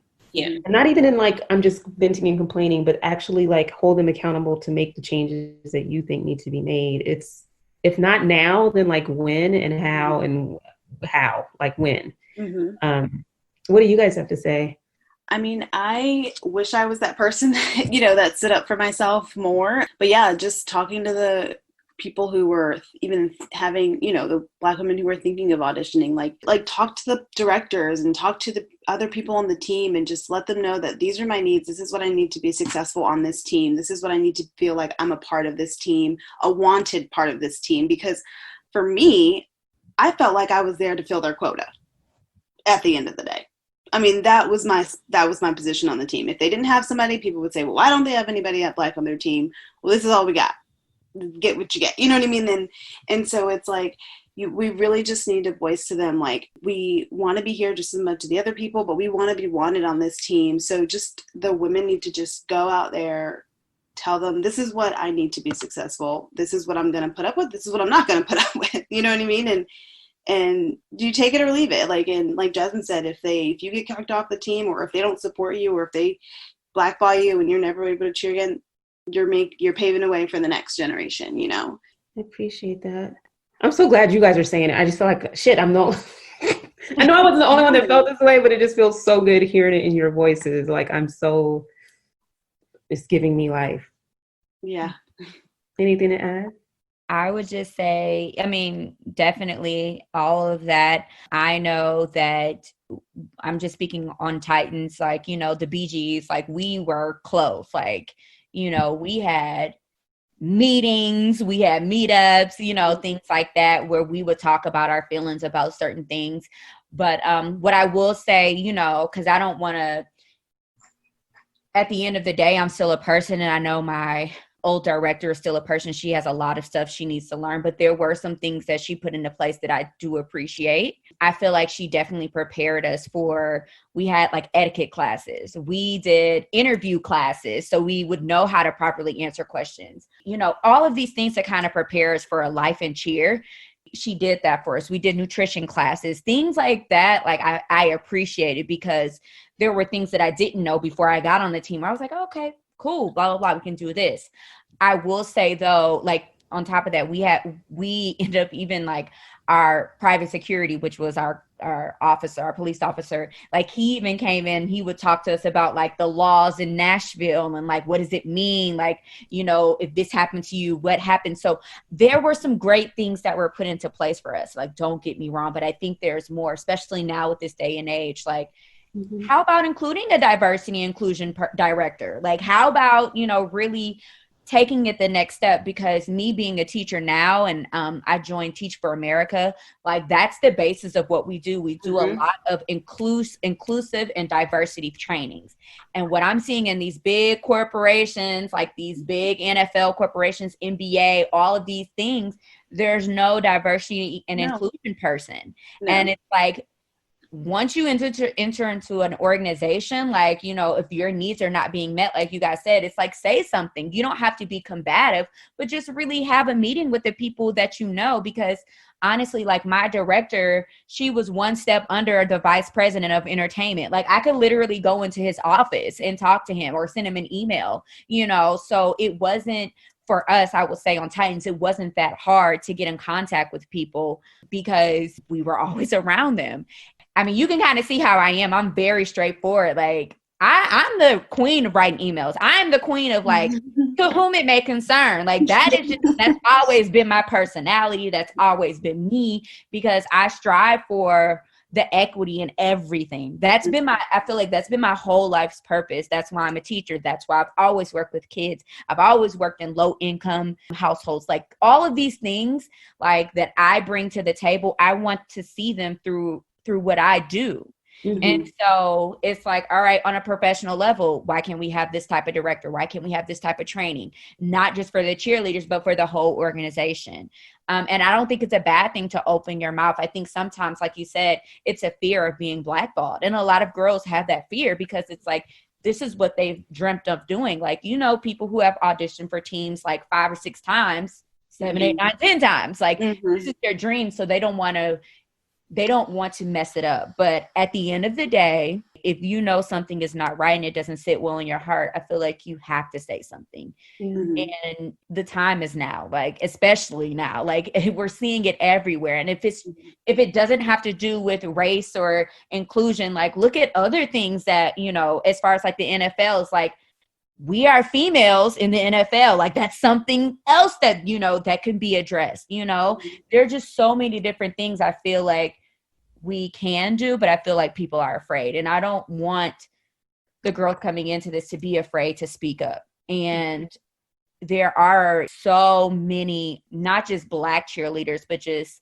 minority cheerleaders who can offer that advice and offer support groups. That's why I love certain like Instagrams, like the Black Girl Cheer Instagram. I connect with a lot of people in there, and the girl who started it, actually, I met her through pageantry. So it's just like, there's so many people that you can connect with and, get advice from, and you never know who they know. So it's just like, if you have to say something, if it's something that you believe in, just say it, because you never know who the connections could be, when you're reaching out to people. So I wish that I said more. I think I probably said a whole bunch, but I wish I would have said more being on the team, especially now. Yeah. Well, no, I really appreciate you guys sharing that, because I feel like it's been a little bit of a, roller coaster for me, observing and, hearing the private struggles that people aren't sure how to navigate, based on their organization, where it's just like, almost like the eye roll of like, yeah, right, that's not going to work. Or, you know what I mean, in terms of trying to get your point across. But I was, kind of left feeling a little defeated. Like, I'm not on a team right now. I'm not impacted by what's going on in that sense. I just don't want people to feel defeated and that this is something that we have to accept. And, hearing people reflect back on their time on the team and wishing that they, because you're young or whatever might have been going on at the time, the dynamics where you didn't feel comfortable in your own, in your own right to speak up for yourself. I want to reach the people who are either on teams now, aspiring to be part of teams, to feel like this is our space that we can actually influence and change, like, because we shouldn't put up with the shit. Like, it's just that simple. Yeah, it's really sad. I mean, I think that, like, obviously the four of us, really just want our voices to be heard, but more so like just helping the next people, or even people who are on teams now. I mean, I know things have kind of stopped right now, but like, people that were on the teams that were seasons were going on this year, it's like, if you have people that are coming onto the team or on the team, like, embrace them. Like, if you like, just embrace them, like, bring them in. Don't make them feel like they're the outsider or the rookie. Like, if there is a person of color coming onto your team, just make them feel like, okay, this is where they should be, or they, this is where they are wanted, and this is where they deserve to be, just like everyone else. That's real. And hopefully, that's what sisterhood that you keep seeing around and touted, and that's what I consume all the time for the podcast and scrolling through, and just, but you really hope it's real, and that it can be, maybe it's through a diversity training or something when you're having training camp, or some part of your bonding as a team exercise where you spend time to get to know one another and connect on a real level. Because if something goes down like this and you actually have those kind of relationships, I think you can move through it a lot differently than you can if you have not had those moments of connecting with people. And I think it's a really interesting time, like you meant, I forget who now, I'm sorry, it might have been you, Jasmine, that was just saying like some teammates were on the All Lives Matter kick, and that was something that came out of the town hall, that not all teams are united in how they view this issue. Yeah, I don't think the Bengals football team or the Cheerleaders have posted anything about anything. They've posted about other, like, they're flipping your calendar to June, but like, they haven't posted, so there's been nothing. There's literally silence, and it's just like, that's pretty sad. That's where they are. That's your choice. That's their mindset. That's how they feel. And of course, we don't want people just saying stuff just to say it. Like, no, if you don't believe it, then don't say it. But that means you don't believe, that there is disparity, and that there is discrimination, and there is racism going on. And it's just like, if you can't see that within your own community, like, things aren't going to get better. They're not going to change next week. They're not going to change next year. Unfortunately, and I fear that for the next generation. I mean, unfortunately for them, we want them to be, in a better position after all of this, but who knows, who knows that if they're really going to be in a better position, if this is how the team's responding. I just know, like, right now, I mean, I'm older, like, so I really don't want to be on a team anymore, but I don't think I would make it just because of the posts that I've been posting the past 2 weeks. I probably had about 15 white cheerleaders delete me off of their friends list, because I'm like, I'm not with the BS. If you ain't with the movement, like, see ya. And so they've unfriended me, and I'm like, bye. Yeah. Bye, girl. I don't have time for that, because this is what we're going in this day and age. Like, we're no longer going to settle for the silence. We're going to keep pushing forward till this come to the forefront. As much as it is uncomfortable for you, it is uncomfortable for me. Yeah. Because I'm around you and you have these ideologies about certain things that you have no idea about. And because I say Black Lives Matter, you want to unfollow me because it makes you uncomfortable. Mm-hmm. You're going to see that now. You're just going to, this is where we are. And again, the NFL, if we look at our players, most of them are Black players. And most of these Black players are with the movement. Mm-hmm. And that's how the NFL is going to make their money. So the NFL better get with it, or we're going to get packing. And that's how it's looking like. They're like, we're no longer playing anymore. Yeah. And there's that power in that. And it's like, it's just really interesting when you think about the team dynamics, and especially for teams that are still forming in auditions, if you have these fragmented relationships because so-and-so's got, relatives that are cops and has taken a certain stance, and so-and-so's unfollowed somebody, and then you build a team, and either if you're trying to ignore it and act like this is something that does not need to be discussed, like you're just going to have this, it's a recipe for disaster in terms of divisiveness on the team. And so these directors better just approach the subject, period. I mean, when I did the diversity episode, I feel like it was the Bengals and the Jets that performed the worst in terms of like just people of color on their team. I'd have to pull it up, my spreadsheet, to see how it all tallied out. But I just remember the Jets also popping up where it's like this white girl next door look, and you're in New York or New Jersey area. Like, I don't know how you don't have some kind of turnout at your auditions. Exactly. And I've watched over the years, and I'm just like, what? That team is so white. Like, it's so white. And you clearly only see a certain type as worthy of being on your precious 20-something person squad. I mean, we can touch on a million different things in terms of how auditions are conducted and what contributes to those numbers, but it's leadership at the end of the day, and who they think is worthy of the opportunity. Yeah, and I mean, it's what's allowed to be tolerated, because Jocelyn's a teacher, and I'm sure as a teacher you can observe. I've worked with children too, and you can observe when so and so is being left out. You observe when this group of people are connecting and getting and congregating together more so, and you see how the dynamics start to work over time.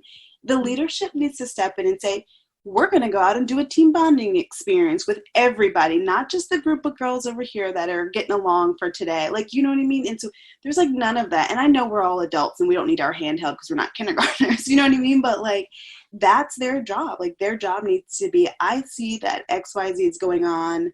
Let me get my team of girls together and help build this bond, this bond that's going to ultimately create a stronger performance and a stronger team. And if I'm not feeling like I'm able to perform my best, then the team's lacking, you know what I mean? And I don't want to be the weakest link. I feel like the leadership definitely needs, from whatever conference they go to once a year, and they need to get the NFL directors meeting, the cheerleading directors, an annual meeting every year that they go to, and they talk about different things, I'm sure. And I don't know what they talk about there. Do they talk about diversity? Do they talk about training?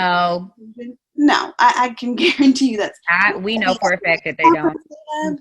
Who knows? But I think the leadership really needs an overhaul, and they really need like a training on how to conduct group settings. I don't know what, including. I feel like when the whole lawsuits with the cheerleaders happened, I think a lot of the cheer directors were on edge that their teams were going to get cut, because we saw a lot of the teams were cut. And I think with the Me Too movement, like, we saw a total shift in Titans. Like, we are in the Bible Belt, so they were like, we got to tone the sexy way, way down, because Titans, we've always kind of pushed the line. We're not like Redskins, because Redskins, they be pushing it, but no, we still push the line still. Topless, photo shoots and stuff. Like, we still push the lines as tight, being cheerleaders. Church, going to church in our swimsuits. Again, that was just something that, we've known. But I think when the Me Too movement happened and when the cheerleaders, started to sue the NFL, a lot of directors and cheer programs were afraid that they were going to get cut. So it was like, do what they say, do what the organization says, do this, do this, do this. And we had a lot of changes that were, to me, I was just like, oh, this sucks. Like, this isn't something I want to do. Like, I don't want to tone down my sexy. Like, I know what I'm here for. But I think this is going to be one of those things. Now it's like, now we're going to talk about diversity. And this is going to be one of the things that's going to be that big thing. Like, do we talk about it? Do we act upon it? Do we not say anything? Because I feel like at this point, they feel like cheerleaders are disposable. We don't need you. And when my last 2 years cheering, like, that's all we heard was like, we may come back, we may not come back. We don't know what's happening, yada, yada, yada. And that, like with the Buffalo Jills, like, done. Like, they were just, once the lawsuit happens, like, they were done. I think the Raiders were gone for like, what, one season maybe, or not even like a half a season, and they came back. Like at the last minute.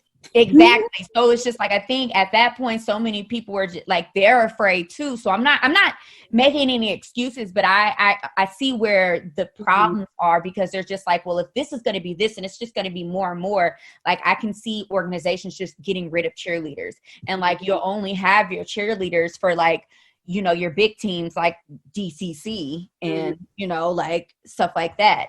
And I know, like, with Titans, we were a smaller market. So my director she was just like, I mean, I'm trying to fight the battle that I can fight, but there's only so much I can do or say, or I will be out of a job, or this team will no longer be. So I think that's what it is. It's like the catch in between that, where it's coming from. Because, with the lawsuits, I definitely think there were things that were changed for the better. But I also think the NFL was very petty with how they handled the lawsuits. And it's like, you have a player, your bench player is making $300,000, but you want to, belittle me and give me $8 an hour.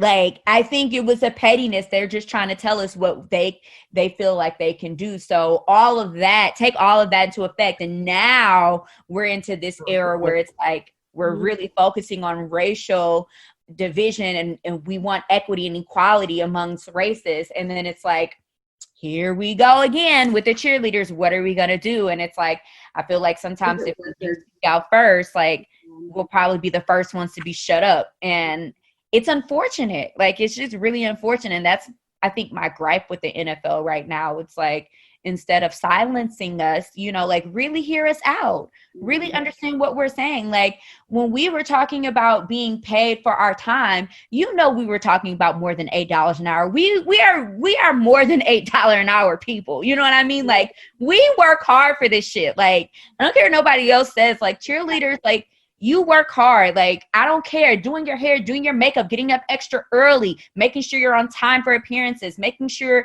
you have the articulation when you're being interviewed. All that stuff takes practice. And I just feel like it's looked at like, you know what, it is what it is. We're just going to fan it away. So like how some of the teams did put up a black box or say certain things, I think they were just doing it just to say something. Yeah. But if we really kind of dive into it, will it really be, open conversation? Will they really take into consideration what we say, or will we get cut in the long run? I have no idea. It's a valid point. I mean, as I've been covering just with the pandemic, we don't even know if we're going to be on the damn field. I mean, everybody's had virtual auditions and everything, but it's definitely a valid concern that we're like right there on the chopping block of like deciding if we're part of the organization or not at the end of the day when it comes to the product that they put on the field. And on the one hand, I can definitely see maybe directors being in that tough spot of taking this opportunity to push for certain reform or having our voices at the table or doing something within your team, but also just being so worried about losing your job or impacting the program long term. Mm-hmm. But I get that there's a gamble there, but it's like, if we don't say anything because of fear of that, then we're definitely the industry is in peril for sure. Right. I'm seeing it, and it's just like a slow moving iceberg that's about to crash and hit. We just have to actually run that risk. Yeah. I feel the exact same way. Like, I feel like take that risk. I am with you. I feel like if this is going to make somebody better, if this is going to make an organization better, like, take it. I'm not going to be silent about it. Like, period. And I think a lot of us are done being silent. This just brings up so much stuff like that has happened. Because I even remember when the whole kneeling thing started, and my director like boo-hooed to me, like, if anybody kneels, I could get fired. And I'm just like, are you kidding me right now? And so I'm caught between, looking out for my director and then looking out for my own, what I believe in. Right, your beliefs. Mm-hmm. And I don't think I've cried that hard in a long time, because I'm like, do you not really understand? And then again, I'm like, I don't even know if this was made up or not, but I was like, I don't know if she's going to get fired or not. I'm just doing what I'm just thinking about what she said.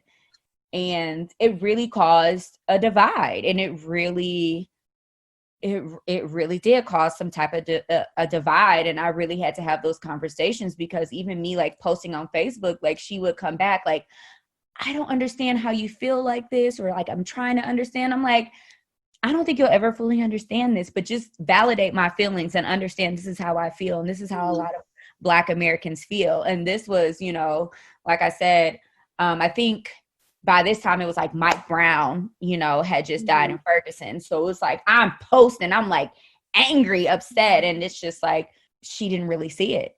She didn't really understand what it was. But to me, I was like, I'm not going to not post my stuff. And I was like, if you want to fire me, you can go ahead and do what you got to do.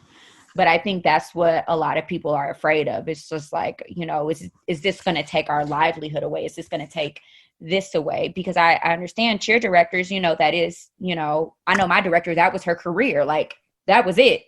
Yeah. How she made her money. That's how she supported her family. So it's like, I was caught between those two things. Like, you know, I know she has a family with children and everything else, but it's like, these are my beliefs. These are for my people. This is what I believe is right. And at that point, I kind of knew, I was like, you know what, I got to get out of here. I was like, because I'm not going to continue to choose, you know, somebody over, you know, what I believe is right. Mental health. You being mentally, like, I know that for me, like, I didn't realize or get into like my own self, like mental or anxiety until after I had my son. But I don't know if any of you have children, but like, it's a whole different ball game when it comes to anxiety. And I look back at those times and I'm like, I did have anxiety. I did, like, maybe me having an injury was like a blessing in disguise, because I couldn't handle it anymore. You know, I couldn't mentally take on those things or feel that way anymore. And it's hard. Like, and I'm glad that we have this platform, because it's like, just hearing other people talk about you going through the same things with you, it already eases my mind. It already makes me have less anxiety, like, to talk about it and to hear about it. Because honestly, unfortunately, like, I don't tell people that I cheered for the Bengals. Like, you know what I mean? It's not a talking point that I bring up. Like, when I was auditioning, I was like, yeah, I'm going to be a cheerleader. I'm going to be a pro cheerleader. My whole family was excited. My boyfriend everybody was just excited. It's like, oh my God, that's so awesome. And now when it, like, if somebody mentions it, I'm like, yeah, because I don't want to go into it. I don't want to get into the negatives, because I know that's where I'm going to go towards. So I'm just like, yeah, it was a time in my life. It was only 3 years ago. You know what I mean? It was 2017. It wasn't that long ago. And I should be more proud, but it was just something, unfortunately, that didn't turn out like I thought it was going to be. Yeah. And I mean, and I'm listening to you all, and I'm, you know, thinking of you, Jasmine, where you're saying, like, there's a reason that we can't like pinpoint, but where you're trying to return to the team auditioning, maybe, I'm not even saying that this is what your experience has been, but, you know, those things have happened where we just end up being silenced by not being selected anymore to be on a team. And you're put in this space of being the salty, bitter, whatever person, you know, if you're calling out things that might be wrong or didn't sit right about the way the program's been run. And it just, that bothers me too, because it's like, they have ways with our industry of letting you know that your voice is not valued or wanted, and cutting people is the easiest way to do it, or like people walking away from it because they've had a bad experience. And I wish that there was something to do about that. I mean, I wouldn't want to necessarily be a part of a team that keeps cutting me. I mean, you know, but at the same time, it's like, that's not a way to shut us up either. When I look back into like how when the transition was happening when I met her, I'm like, was I too vocal? And she was just like, let me just get rid of her. Because I remember, because like the change happened like even before we had like our end of the year luncheon, and it was like a drastic, like Jeanette, sorry, you can delete her name or whatever. Yeah. She just got food, and like this new person came in, so it was kind of like everybody's just like hearing rumors and like, what's really going on? We did not know until we showed up at the luncheon. But we got an email from the new director finally, and it was just kind of awkward, and just like, what's going on? And then like I see her in there, and I'm like, she's just kind of like standoffish, and I'm like, okay, is that her? She's not gonna like introduce herself to people other coming through the door. So me coming in, I go up to her like, oh hi, you're the new director, blah blah blah, talking about change. I'm like, yeah, no, change can be hard. Like I went through like a change in directors in my last year of college. Like it was hard, and blah, blah, blah. But, it turned out good at the end. And I was just like talking. And so then I'm like, then I kind of regretted it at the end because I'm like, well, is that the reason why I got cut? I don't know. Because I'm like, some people like did not like talk to her or introduce themselves and they were on the team again the next year. So I'm like, and then like just hearing rumors, they were saying like this one girl like, oh no, she was too into tradition and like too, like she liked the other coach too much. So she got cut. I mean, that was just a rumor, but it's kind of like different things like that. I'm like, did that kind of play a role into it? I feel like, cause I'm kind of like, and then just her not like giving me feedback. And then was just like, the way she just even came in, it was just all the way wrong. So I just feel like she was probably like, nope, that's too much of a voice. Let me like, just X that out now. It was really weird. Yeah, I feel like I know what you mean. It's like you walk into the interview and they already made their decision. You know what I mean? They already know who they want on the team. They already know who they're not going to have on the team. And you have every right to audition, but they know who they're going to take on the team and who they're not, So that's just kind of how it is, unfortunately. It's that level of insecurity. And this is one thing I know I get feisty about, but it's just like that insecurity. Like that's how the Karens are out there on the move doing what they're doing, So if you are coming into a role as a director, especially if you're one of the younger bunch, right? And you're changing tradition, you're coming into the situation and you're insecure about whatever, that alone, or just your level of leadership. I mean, the first thing you're looking for are allies, people who you think would be able to support you, make you look good as you're trying to establish yourself. You shouldn't be thinking this way, but you know what I mean? Like if you have somebody that's assertive and, that you want to assume maybe was an ally of the person that was there before you and that you replace. And I mean, all that stuff, we're not imagining shit, long story short. And I just think that, those dynamics really do play into how we're treated. In the auditions process, that's how they weed us out, is this person was a little too forward and they didn't kiss my ass the right kind of way. And, interview, you know what I'm saying? Where they were just like saying all the good words of what I want to hear and just talking me up. And you're so great. You do nothing wrong. This is amazing. I'm so grateful for the opportunity. And it's just like, woo, woo, woo. And that's the one, those are the people that they kind of like build themselves around in those early years as a director. I think that's just my 2 cents, because it's just that insecurity. And I don't want people who are in our position to kind of censor themselves so that they can make the next person feel comfortable.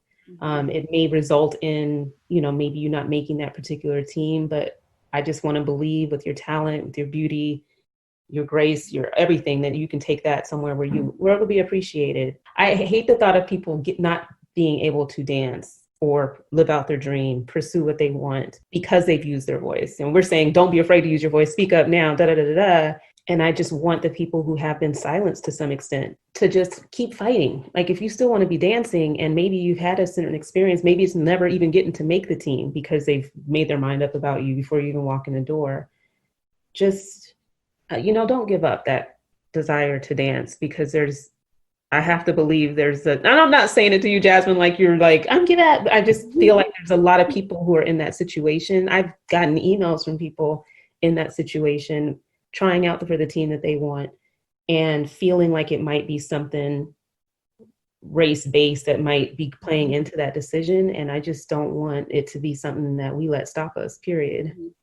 Well, I freaking love you guys. I feel like I couldn't have asked for just, a better just discussion of just us sharing our experiences and seeing what commonalities there are. And I think in this space and in this time that we're in, it's just, like I said, invigorating to hear you guys feel that sense of urgency of let's take this moment and do something with it and push some change. And it doesn't have to be this way for people going forward. To everybody who's on a team now, I would say hang in there and speak up, damn it. Show why our voices matter, because we've all said it, like that's part of the problem. They don't even think our voices matter in the first damn place, not even just Black voices or whatever. So we have to hold it down. And I know that's a lot, and I just can't. I feel like you said, Jocelyn, there is a community of us. And so I'm not the pro cheerleading police, but, we can draw attention to injustices and things that are going on in our space. I mean, I'm not in the drama call them out vibe, but like if it comes down to it, I'm not afraid. I don't really have anything to lose in that way. So I'm just saying, like, if you have to speak truth to power, and if people are getting fucked over at the end of the day because they've spoken up or they feel like some shit really isn't right, whatever it takes to get people held accountable, I'd say. Exactly. It's all about accountability. And if the shoe fits and you're doing wrong, then hey, that's what it is. You know what I mean? Fix it, or, it's just. Or you're just you're on the chopping block to getting called out. At this point, I mean, again, I don't know what I'm even doing sometimes with this whole thing, but my goal is just to be there and support everybody's voice is being heard. And in this particular situation that we're in, elevating Black women that are on these teams to be able to say how they're impacted and what their experience is and what changes need to happen. Mm-hmm. And if we got to get real nitpicky with it, then so be it. Right. There's a way of saying things, and it's not, about attacking people or what have you, but it's kind of like obvious what's going on here. And I don't think we should just turn the other cheek and act like the shit's not popping the way it is. So right. I would just want to thank you guys. This has been really, really just healing, because it's just been everything going on. And it's just nice to just to hear the energy behind your experiences and what you want to see change and moving forward for people coming after us. So yeah, it's nice. I appreciate your time, and I appreciate you being able to just host us, and it's been good. I think, like, I talk about my son all the time, but like after I had him, I struggled with postpartum, and I knew like I needed to get to some kind of support group, and I did. And I was like, it helped so much. So I even know that this is like already just helping me like heal and get better. And, how am I going to move forward? How am I going to move on from that part of my life, kind of thing. So I was like, yes, I need this in my life. Right. Because we do have like, there's some traumas. I mean, I don't know what else to call it, like traumas. You're right. Yeah. It's not easy being out there doing what we do, and the way that we're treated, the way that we're talked to, the way that the decisions that are made, how we've been impacted, like in our lives, like it's something that is worthy of discussion. Absolutely. And knowing that you have other people that have walked in your shoes and understand, maybe not the same exact experience, but we all get it, And I love Black Girls Cheer. I interviewed Takoya for the I'm Every Woman episode, and I just think knowing that you have a community to be a part of, that I see you and I'm gonna promote you and let you shine, because they ain't gonna put your picture up on the damn gallery. I'm gonna put the pictures up and promote you. I just think it's just what it's about. We have to be there for one another, and I just thank you guys for sharing this space with me so we can talk about it. Yeah. Absolutely. Thank you. Anytime. I am. Okay, I love it. I love it. Down to talk. Anytime. Because I listen, as far as like I'm concerned, once I open my mouth and people already know who I am, it's just like I'm going to keep on going. I'm not going to shut up. I'm not going to stop fighting for girls. I'm not going to stop fighting for the rights of cheerleaders, because like you said, it's something that we don't know where it's going, but you got a passion for it. So it's like, I'm there with you. So anything you need, I'm down for it. No, I don't know what's going to happen to me after this. So, you can put whatever you want for me out. I don't care. If somebody got something to say, bring it on. Okay. You can't just gloss over what's going on, like as if it's not happening. Like, no. It's impacting people on your team. It's impacting people in your company. It's impacting the people that make you money. Like, you need to talk about it. And whether you guys have similar beliefs or not, like, it needs to be a conversation. And it's awkward as hell, but like, it needs to be had. I'm hoping that this episode will just kind of share out our experience, our voices, and the expectation that this is not going to be what we're doing. We're taking this opportunity to get some shit changed. Very point blank in the story, and whatever support I can be, I will be. And it sounds like there's an army of people that feel the same way. So we're just going to keep it pushing and support one another. And like I said, for anybody who's in this space of auditioning or feeling conflicted, who's been cut, that feel like conflicted, like whatever, we're in this together. And I think there's a better team that's out there for you, and we're going to figure out what that is. Don't give up dance. Don't give up doing what you love because of the shit that's going on right now. Thank you, ladies. I really, really, really appreciate talking to you. Thank you so much. I really, really do. And very nice to meet you. I hope this is more dialogue. Y'all know where to find me. Thank you so much for reaching out about being a part of this today. Absolutely. Thank you. Thanks so much for listening to the Pro Cheerleading Podcast. You can follow your favorite podcast on social media at Pro Cheerleading Podcast on Instagram, at Pro Cheer Podcast on Twitter. We're on Facebook, on YouTube, and you can support your favorite podcast on Patreon. Until next time, keep your eyes on the sideline.